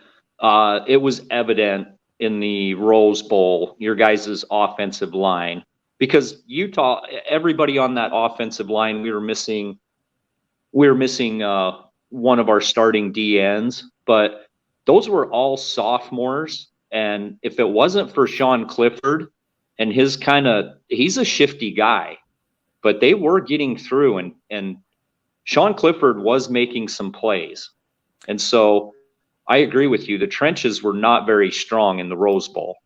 Yeah. And one of the things, though, I guess, was Nick Singleton was able to make it work regardless of the offensive line. So, I mean, again, there you go. If Nick Singleton is able to, and not even him, a lot of Katron Allen too, because that tandem is just unreal. Get Katron out maybe in the flat, wing routes, get him the ball pass, that kind of thing. That's definitely going to go a long way. That's going to help. But that, like I said, that defense, me saying how they sort of tightened up the back half of the season, they held Indiana 14. Maryland, they blanked. They did not score at all. Maryland rather didn't score on them. They held Rutgers to 10. They held Michigan State to 16. So they, it was they really hunker down. To Same help with Michigan to Minnesota. 41. After that was the one crack in the armor. How many yards did we run for that game? 418, I think it was. Yeah, 18. Oh, But that that's incredible. those things happen, and you adjust. And to Argraw's point, they adjusted after that game. So just to finish off on the schedule. So obviously we talked Maryland already. I will say I've been to that stadium. It's something. It is an experience. There a lot of the Michigan DC fans will travel to College Park because Michigan has a lot of alum in DC alumni. So that happens. So when you think home field advantage, well, actually, it's almost like a second big house in some ways because you have a ton of DC Michigan fans, but Maryland is I think it's probably I would call that a Michigan dub, but I wouldn't sleep on that team ever at least with Tully as quarterback. And finally, Ohio State, and this is the one. There is a chance that both teams are 11-0. And they come in, it could be another 11-0 versus 11-0, but somebody may drop a game to a Penn State, very possible. But then you have this game at the end of the year, which tends to decide championships, tends to decide who's in the playoffs. It has for the last few years. So thoughts on that one, Ohio State versus Michigan at the Big House. What do we think? I got some thoughts. Yes. John, how come Michigan's favored when they're not the more talented team? Ohio State has been the more talented team. I understand Michigan's won 2 in a row, but for this year, that doesn't matter at all. Michigan's favored by 1. Michigan's favored by 1 at home, and they beat Ohio State the last 2 years and won the Big Ten championship. 2 Big Ten championships in a row. That's why we're favored. Last year's stuff has nothing to do with this year, okay? 1 point. And they're not wins either. They're 1.2 minutes. They're not close. Ohio State has the better roster top to bottom from a talent perspective. They should be favored. That's your opinion. I think it's close. So. It is closer than usual, but it's like last year. Michigan throughout the year is going to have to prove to me on the football field that they were the better team. And John, give me credit for it because I called in, what was it, halfway through the season? I said Michigan looks like the better team. Yep. So I'm willing to go and say, hey, Michigan looks better. I think they're going to win the game. Yep. But I'm going to go with the more talented team from what the ranking says and all the hype around the players say until we actually see games on the field. You said Michigan has to prove it on the field. Didn't they prove it the last 2 years when they beat Ohio State? I don't understand. Last year they proved it because they played better. This year is a different year, okay? And not just last year. The last 2 years they beat them pretty bad. So by this argument, should we just cancel the season and claim Georgia's going to be the national champion since they've won it the last 2 years in a row? They're definitely There's definitely a high chance they could win another one, just because of what they got. Well, correct me if I'm wrong, hasn't Michigan on their blue chip ratios, haven't they really jumped up quite a bit in the last few years when it comes to their blue chip ratio? I mean, you can look at composite, okay, these guys are 0.94, these guys are 0.90, but that's still blue chip ratio. How much has your blue chip ratio gone up, John, in the last few years on your roster, which would be 4 and 5 stars? Well, currently it's at 44%. I have to go back and look where it's been. I think it's kind of held in that percentage for a little while. I think you would look at it as you get to 2024 and you look at the recruiting class. I think that's when you'll start to see an uptick more so. Okay. Yeah. Yeah, 2024 is you got Jaden Davis, you got a lot of 4-star talent as well, and currently the 247 ranked number 1 in the nation, unless that has been overtaken. Somebody can correct me. but pretty sure it's still you can't even look at those things in May. They're I know. Half There's those gonna be- kids are going to be going somewhere else here in 3 months when they, especially with NIL now. Yeah, That's a fair point. that is a fair point. That's sort of like, I always get a kick out of recruiting classes that are like 2 and 3 years out. Someone's like, we just landed this person, this commit, they're coming to our university. Well, what are they? Well, they're starting their sophomore year. It's like, okay, yeah, all right. Like that's the kind of thing. I think people put a lot of stock in things that they're kind of their chickens before they hatch, essentially. They're putting a lot of stock in things that are way far off. And that's a good point about, like, transfer portal, things like that. We don't know how things are going to shake out. There's going to be a lot of things that change between, Exactly, Antoine. I don't understand why the real things Ohio State's going to be better when they just lost C.J. Stroud. They lost a bunch of other people to the draft. Yeah, McCord would have to crush it. McCord We would don't have even to know if crush McCord it. is going to be any good. Yeah, they have a quarterback issue in Ohio State right now. Sure, but to his point, they still have plenty of talent. I mean, Yes. their wide receiver core is let's just go by this. Ohio State had more talent the last 2 years. How'd that help them in the Michigan game? It didn't help them in the Michigan, but at that point in time, over the course of the season, I felt like Michigan had proven on the field that they were better. Because if you looked at the common opponent matchups, Michigan was doing much better than Ohio State was doing against them similar teams. So if that happens this year, then I'm going to say Michigan wins. But if Ohio State has more talent and they're doing better against similar teams, then I'm going to think they're going to win the game. And I think go ahead. I think the team that has the more talent should be favored until we actually start playing games. I think Michigan's better at developing players above their stature compared to Ohio State. And I think that's the reason they've won the last 2 years. But I don't know how consistent you're able to do that year in and year out. Your point of going to the stars and then looking at the field performance and adjusting, I completely get it. We do have 2 super chats we've got to honor. Nick 999. Like God breathed life into Adam, Bucknut tears breathe life into me. I just can't get enough. In fact, I inject Bucknut tears on the daily in my arm with a turkey baster because I can't get enough. And of course, we have to read those super chats as is. Erica, $5. Is DeReal rooting for Texas because they're going to be in the SEC soon?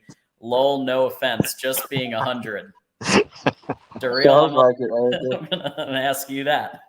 Oh yeah, I mean, clearly, I'm just the biggest Texas and Oklahoma fan this side of the Mississippi River. I mean, nobody has been talking more about Texas football than me as of recently, John. I mean, but to my point, DeReal, here's my point.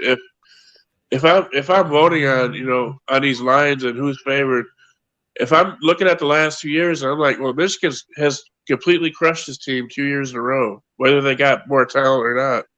Why the hell would I put Ohio State to be favored at home in Ann Arbor against Michigan the next year after they got completely embarrassed at home? That's what I don't understand. If it's like the professionals and you've got the similar group of players, I would kind of get that. But the point is, you've got a brand new recruiting class and you've got changes on staff. And there's just so many variables that change. And these are kids as well. I mean, these are 20-year-old athletes. Things change drastically from year to year. And just to say, well, they did it last year, therefore they did it this year. Ask Alabama how that turned out when they played Tennessee. You just can't go based on previous year's results. So I do want to jump in because, we have been talking Ohio State a lot. We do have an Ohio State Buckeye perspective calling in. Alex Martin is calling into the show. Alex, welcome back. Hello, sir. How are you, John? I'm good. I'm sure you've been hearing. We've been talking Ohio State, Michigan being favored by 1 point at the Big House. Would love to hear your take on this. We have 4 components that have to be dealt with. outside of those four components, let's say the four components don't get dealt with. I will say this easily because I'm an honest person. Michigan is definitely the better team. Dare I say Michigan is probably the best team in the country. I don't think there's really that big of a debate. I think anyone who's honest about Georgia, no disrespect to Georgia fans, they're brilliant at conditioning. They will outlast any team on the planet. That's why they win. I think a lot of people miss on that. But Michigan's the best complete team. It's just what it is. I mean, they're just the most complete team. If we have four things completed, then we have a chance to contend with, if not, maybe beat Michigan. But we have to do with those four things. And outside of that, right now, we're not the best team in the, well, we're not the best team in the land. What are the four things again? The things are this. One, we've got an O-line where we've got a member of the O-line that a lot of people are talking about, like Kurt Barton from Scoop, like Fryer. Josh Fryer is an absolute liability. He's not a good O-lineman. They're trying to help him out. He needs to be gotten rid of. The rest of the O-line has to improve and get strong within 4 months' time. Is that going to happen? That's prayer. McCord is not. I do not care what people say, a good quarterback. He's not. He does not have an it. You know who has an it? Devin has an it. Okay. Devin is so aggressively anxious to be a quarterback because he's a leader and he wants to be doing, helping the team out. Devin will be a great quarterback. He needs to be given a chance. McCord, absolutely not. So McCord out, Fryer out. And then I'm always bashing these two running backs because no one else will in the Buckeye world. But Travion and Amaya cannot find their own space to save their lives. They cannot find their own space ever. We've got four amazing backs. Even though the kings of juking are both Donovan and Blake, I mean, they're the best jukers I've seen running back-wise in decades. You get in their face, they're going to walk right by you. However, sheer speed, sheer hitting, and evading, we've got Dallin Hayden and Chip Trainham, and they are mind-blowing. They're a really great running back. So if we play Travion and Mayan, if we play or play McCord, and or don't fix the O-line, I think it's going to be scary and really, Alex, really scary. Go ahead. Sorry. I just want to ask you one question. Sorry, man. Go ahead. What do you see in Chip and in Hayden? Like what? And Chip. The thing about it, I think a lot of people miss one. Yeah, absolutely. I think a lot of people miss a lot of the practices, and they also, I don't think, zeroed in on the spring game. Chip is psychotically fast. Now, Chip isn't a big deal because he's gone in a year. We get 1 year out of him, and he's done. Dallin is a very complete running back. He reminds me of what Jordan Lyle will be. Like, Jordan Lyle will be probably the best running back in a long time. The guy's a complete package. Dallin's got the same thing. He can evade. He sees people coming at him. He can evade. He can juke. He's really quick. He makes space. He can hit people. He's very fast. He's just a very complete back. Chip is blindingly quick. He scares people when he hits them.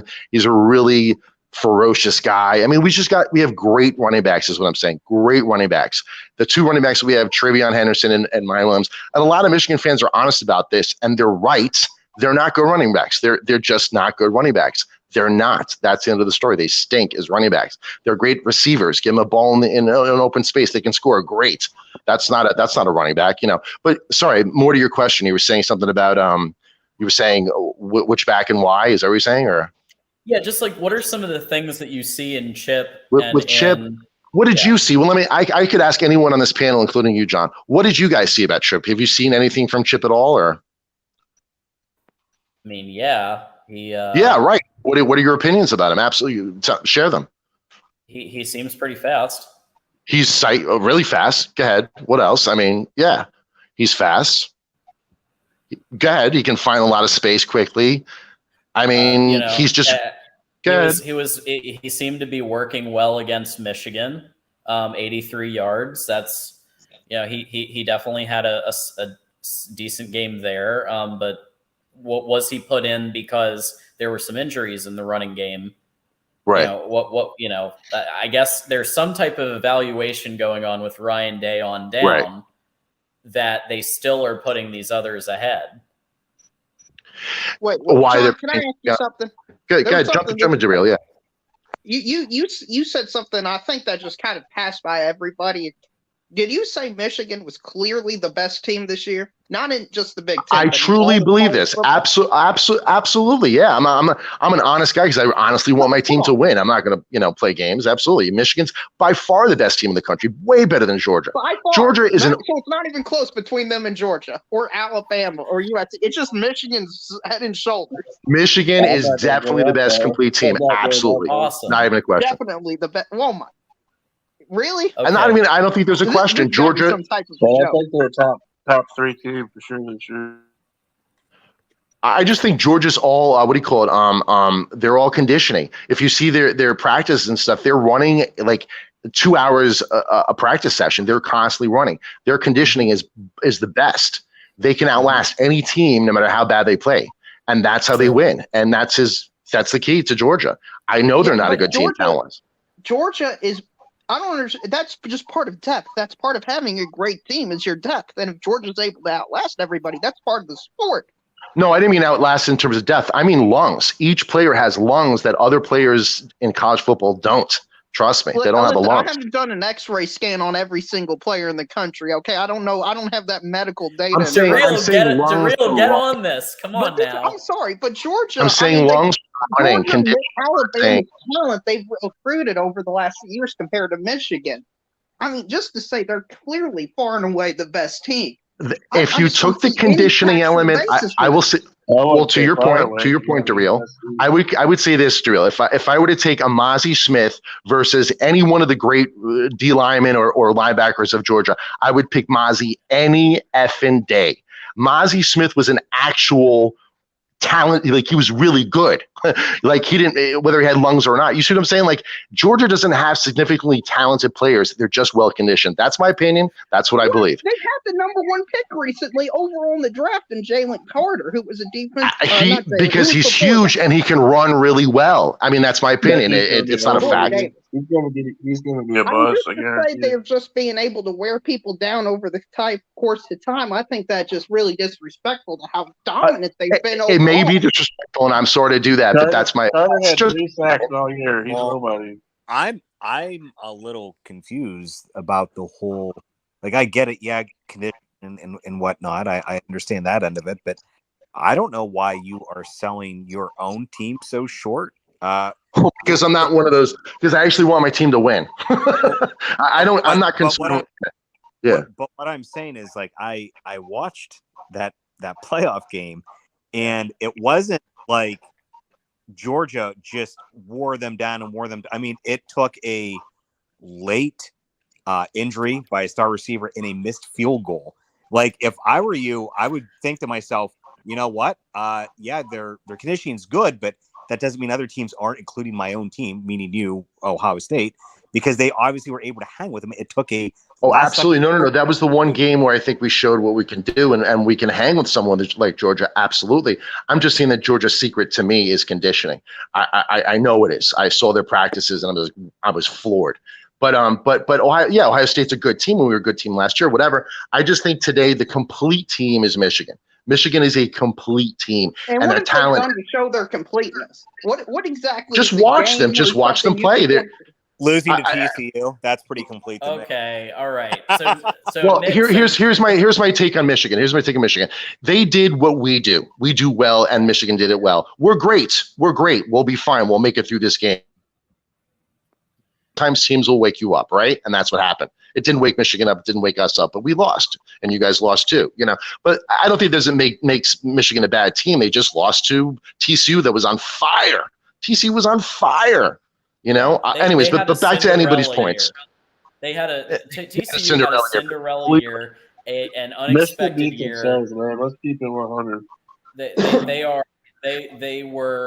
had a 1-year wonder. I do not think they're going to have nearly the success, and they capitalized on every single mistake. And yes, right, John. Michigan made. The real talking about talent. Michigan has way more talent than TCU. John's 100% right, but I think the issue is if Michigan is this complete unstoppable juggernaut, you think they should easily get by a team like TCU, regardless of every single mistake going against them. But you can go to sleep. You can go to sleep, and that's what they did. They went to sleep. That's it.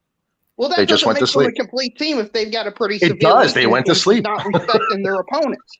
Well, they You were start two complete. pick sixes and see if you can win a football game. Even a complete team can go to sleep sometimes. I mean, look Yep. at what happened in the game, and look at what happened against Purdue, and look at the run game. Look at JJ connecting with the wide receivers and actually getting that working for once in those two games. The defense and Jesse Minter being one of the highly ranked defensive coordinators in the country. The defense statistically was one of the highest in the country. So from I guess when you say complete, we're talking about offense, defense, and special teams all operating at a top cylinder. And yes, you can still have a game like TCU, even when that's the case. I think that's the Absolutely. idea. Absolutely. Right. Okay. But this idea that they're just head and shoulders over everybody else. They are. Georgia over the Sure. last few What's years another has gone team? What's another 29 team better than 1, Michigan? has won What's another back-to-back team? national Yeah. championships, I'm and the not saying only they're game head they and shoulders lost above was to everyone. the runner-ups in Alabama in 2021. I just don't see how you can say it, especially to a team who hasn't won a playoff game. Yeah, I will say Georgia. I'll stack Georgia, just being very fair as a Michigan fan. I'm going to put Georgia up there. I don't know Georgia's exactly. number one until proven otherwise. I think because they won the last two, and I watched that spring game. Carson Beck is going to surprise people. Yes. He is a really good quarterback. Yeah. Well, and that's what I'm worried about. They have a new offensive coordinator too at Georgia, so Yeah, Beck looked pretty good. I don't think he's elite though. He's good though. Well, if we just take them out of the equation, Georgia out of the equation, because we're sort of talking about Michigan. Georgia doesn't Absolutely. need an elite quarterback. No, they just need a good quarterback. Let's just take them out of the mix. The Yes. claim wasn't just Michigan's the best. The claim that was being made is they are without a doubt heads and shoulders above everyone else. I don't think that that's necessarily a fair assessment, even if you take, let's say, Georgia out of the equation. I know that I just got done saying That's fair. That's fair. How about this? They're the best team, but not heads and shoulders. Okay. Was one of the things I was going to bring up was 24/7 Sports. They're obviously we are very far out, but their preseason ranking, the way that they do it is, cumulative points. They have them ranked second, Michigan, at 141 points, with Ohio State right on their heels, third at 137. That's not heads. Can I say something? Can I just say something about Ohio State really quickly and Michigan? For the first year, honestly, I think we have probably one of the all-time great teams, but those four components are so bad that if we are messing with those four components, we're going to mess ourselves up. And Day is a brilliant guy, but really too nice. He's too effing nice. That's his problem. He doesn't come off like that. That's what he's doing in the back room. He's too effing nice. He's got to play his best players, and he doesn't do that.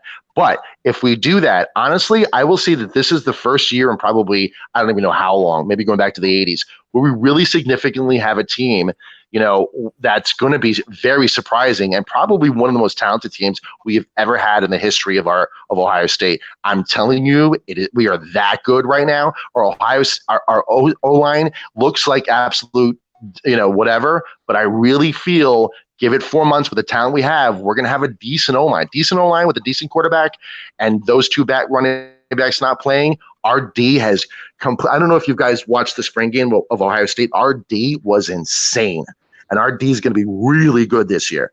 So I believe that this could be actually a year where we blow people away, and we're probably one of the top teams in the country, if not maybe the top. But right now, Michigan is the best. We could be the best in decades. Okay, sorry. Yeah. I was going to say, to your point about you're talking about the defense with the spring ball game, wasn't like the score of that game like 40-something to 40-something? Like that's the defense won. Oh no! You're right. It wasn't huge. It wasn't a huge thing. But if you just watch them play, anyone that likes defense or whatever, the game of football, they were amazing. So, do you think? What are your thoughts on how the defense played? You can say they suck, but I thought they were amazing. No, amazing. I'm not saying they suck. I can't give an honest assessment on them, especially based off a spring game, because it's a spring game, and again, they gave up 40 points. You know what I mean? But I'm not going to put much stock into it because it's a spring game. There's very little you can take away from it. Guys, so I have one final topic, and then we're gonna cut it. So this is the segment that I'm introducing a new segment to wrap our show up. It's called "I Didn't Hear No Bell." And as everybody remember that from Rocky or South Park, I didn't hear no bell. To Rocky wrap, 5? yeah, Rocky 5. Wait, no, it was Rocky. I can't remember. I'm a big Rocky fan. I can't remember. Yeah, it was Rocky 5. It was the It street was fight. probably Morrison one. Yeah. So to wrap all of our conversation the last 4 hours up in a bow. We started off. Mark started off, and then I also did, talking about the media issues, the situation with Kevin Warren, the deal that was negotiated, and now Fox is owed at least $65 million and probably more. Do we think that Kevin Warren left the Big Ten better than he found it? No. Yes. Wow. Okay. Let's start with Jason, who said no. Why do you think so? We're now 65 million in debt. Well, on the flip side, yeah. Is he responsible for getting that contract, the big contract with everybody? Yeah, I mean, he executed the contract. He negotiated it with the networks, the conference, the presidents, and clearly left some things. I think in the long haul, yes, yeah. he did. He did set us up better than leaving. Yeah, in the long haul, I think so. Definitely. In 10 years, are they going to worry about any of the debt, or they're going to be the Big Ten's going to be happy they got the USC and UCLA? Yeah, I thought it was 40 million that was owed because it was the I don't know if that had to do with the championship game or what. Wasn't it 40 million? Or was it something different? So it was 40 million because they promised the 2026 Big Ten title game to NBC, and they didn't have the authorization to do that. So Fox is owed 40 million according to ESPN for that, and then 25 million for the COVID 2020 inventory. Oh, okay. So that's also from a prior season, is what you're okay. That ended if I didn't. And yeah. I said no, John. Okay. And I'll give you my I'll give you mine, and I can give this for the SEC as well. Okay. It's the fan bases. It's not your commissioner. It's the TV views that get the money. It's not your commissioner. He didn't bring USC in. USC was waiting to get out. Texas was waiting to get out, and the SEC fans are what makes the SEC great. It's not Sankey. So I don't think commissioners do anything other than they're patsies. That's my opinion. It's the fan bases that drive the sport. Well, I can see where you're coming from with that, but at the same time, nobody asked me if I wanted to expand, and nobody asked me if I wanted this TV deal. So that only goes so far. There's definitely a huge component that it's the commissioner. And overall, he did poorly. He handled the Rona horribly. Like that season was a disaster. And while the Big Ten is going to cash in on this new contract, regardless of what happens, the way that he negotiated or what he overpromised, I mean, he did a poor job with that. Don't get me wrong. Like, let's say the 40 million that's owed. Okay. Well, that's what, yeah, like what is that? Like 2.8 million per university, which when you're making what 67 million a year, whatever right now, that's not that much. And it's going to go even higher than that per university in the next few years. So that end of it, it's not as if the can't afford that, and it's not really going to affect them in the long term, but it's something that should have been ironed out that he didn't do, and he really should have, and it was his job to do. Yeah, I think before he left, and now there's discussion of, is he going to get a bonus for his performance, including this? And I just think, you gotta leave and tie up these loose ends before you walk out. That's what I think. And so you guys know the golden rule, don't you? What's that? It's easier to ask for forgiveness than permission. Yeah. Well, Does that make sense? Mm-hmm. I guess, but I mean, I wouldn't. If I was that man, I would not expect my bonus. That's for sure. Yeah. Yeah, I think. I don't know. If it were me, I would have tried my best to make sure that, at least with the NBC negotiation, that you had the authority to actually do that, instead of just saying, "Okay, NBC, you can have it," and then Fox says, "Well, not so fast, my friend." Yeah, or the idea of the prime time in November. Obviously, I don't know how many people would have been privy to that, because that has been in existence for a very long time in the Big Ten. It's not as if he's going to turn around and unilaterally offer that. So I guess that's the other end of it too. We don't know who else was involved in this. He's sort of the face of it. But even so, ultimately the responsibility is going to rest on his shoulders. So that is a great place, I think, for us to wrap for the night. We thank everybody for being on the panel. And so what we do now is we go around the horn and we give everybody a final thought. And if you'd like to, where people can find you on the internet, if you'd like to do that. We'll start with Larry. Oh, this has been really great, and got a good cast here. And good luck to all your teams in the Big Ten, and I hope your guys' wealth continues. Thanks, Larry. We appreciate you calling in, man. All right. Darrell, you're up next. Well, it's good talking to everybody, even though I disagreed with some of the things that were stated here, but that's okay. That's no surprise. That's what makes the sport great. I would like to give condolences to UCLA's softball team. Number 2 overall in the country, went 0-2, lost to Grand Canyon and Liberty. Wow. So if anybody knows some big UCLA fans out there, give them condolences for their terrible performance and fight on to USC. All right, Darrell. Argra. Not a lot. I mean, if we're looking at the Big Ten, I still have it up in front of me. That because I brought it up earlier, the 24/7 poll. Again, way too early for that. But even so, if you can take anything out of it, it's certainly bright days ahead for the Big Ten, with this being a Big Ten show. You have 2 and 3, Michigan, Ohio State. 5 is Penn State. 6 is a future team, USC. 10 is a Washington, which may come. 11 is Oregon, which may come. So the conference is setting itself up the next couple of years very nicely, and that's going to translate into even bigger dollars. So, I mean, there's still a lot of money on the table to be had. We'll see what ends up happening with this. There you go. Argra, we appreciate you being on the panel again, man.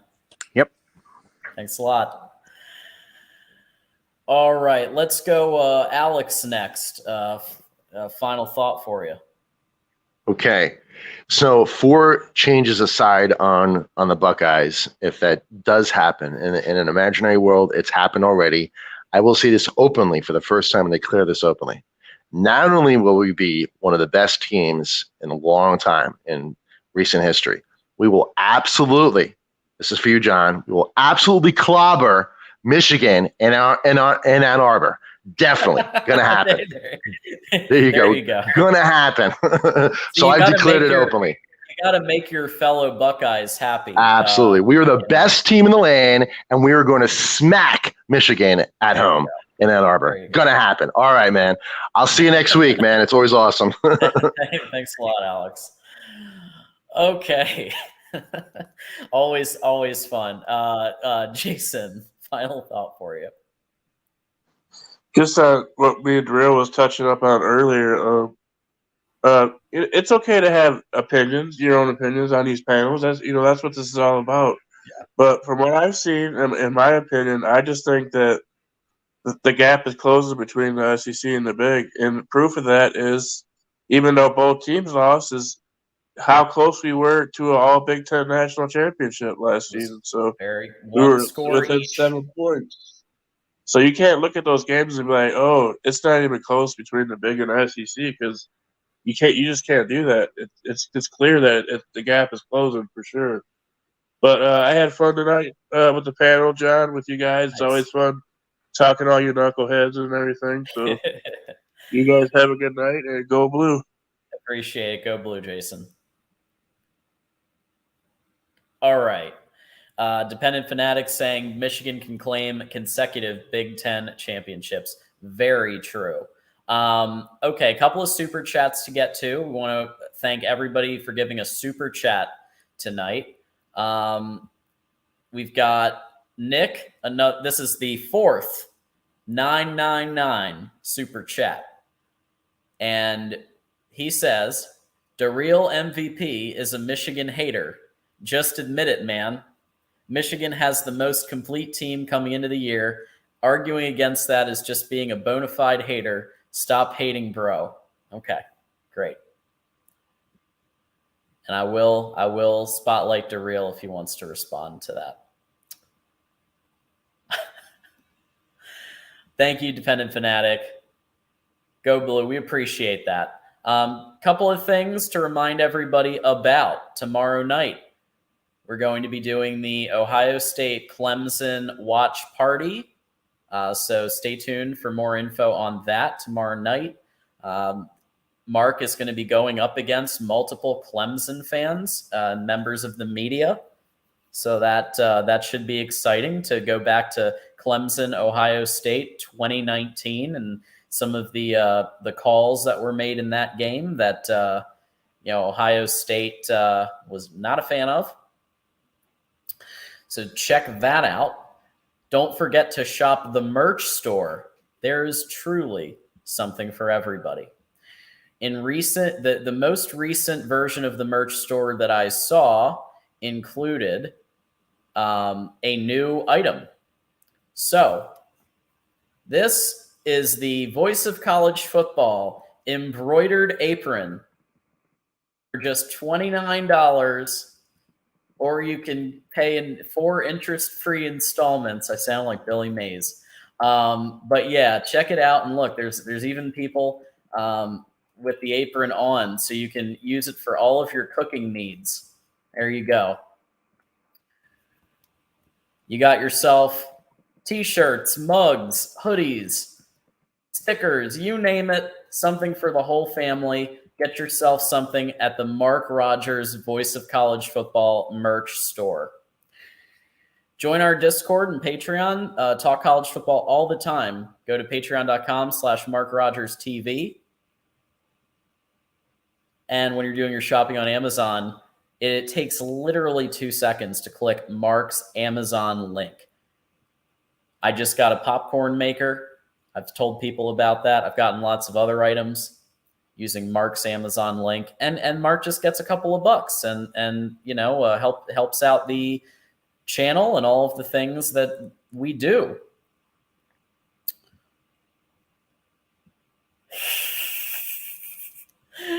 Throw in some OxyClean. Love it. Love it. Let's see here. And also, coming up next at 11 o'clock p.m. Eastern, 8 p.m. Pacific, Mark Rogers, Matt Zemek are going to be talking about the USC Trojans. They're going to be talking about the next AD. They're going to be talking about TV deal chaos. And I am going to put the link directly here for every channel, because we're simulcasting this on multiple different channels. Join us at USC Trojans Live, 11 p.m. Eastern, 8 p.m. Pacific. And I just sent the direct link. So what everybody needs to do is once we're done here, go ahead and click that, and then just hang out for like 45 minutes. Okay? Go have a beverage, whatever. Go outdoors. I'm going to be walking my dog. And then what's going to happen is you'll have the link open, hit the like button. And of course, yes, Mark is coming back at 11. So what we do is I host these 2 hours so Mark can actually, have a little bit of a break, which, can help out. And then he can come back and do the USC show. thank you all for people who donated tonight.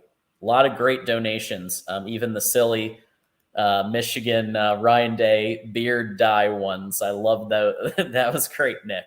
So thank you all for donating. Thank you all for liking, hitting the like button, subscribing, telling a friend, telling a neighbor, whatever the case may be. For those of you who want to know who I am, and for anybody who's new and hasn't been watching, my name is John Diadamo. My Twitter is right here, @JohnDiadamo. I'm the host of Big Ten Live, and every Wednesday at 5 p.m. Eastern, I host Michigan Wolverines Live alongside the voice of college football, Mark Rogers, and special guests. You never know who might drop in. So that concludes our show. Up next, USC Trojans Live. Until next time. You know what I'm going to say. Go Blue.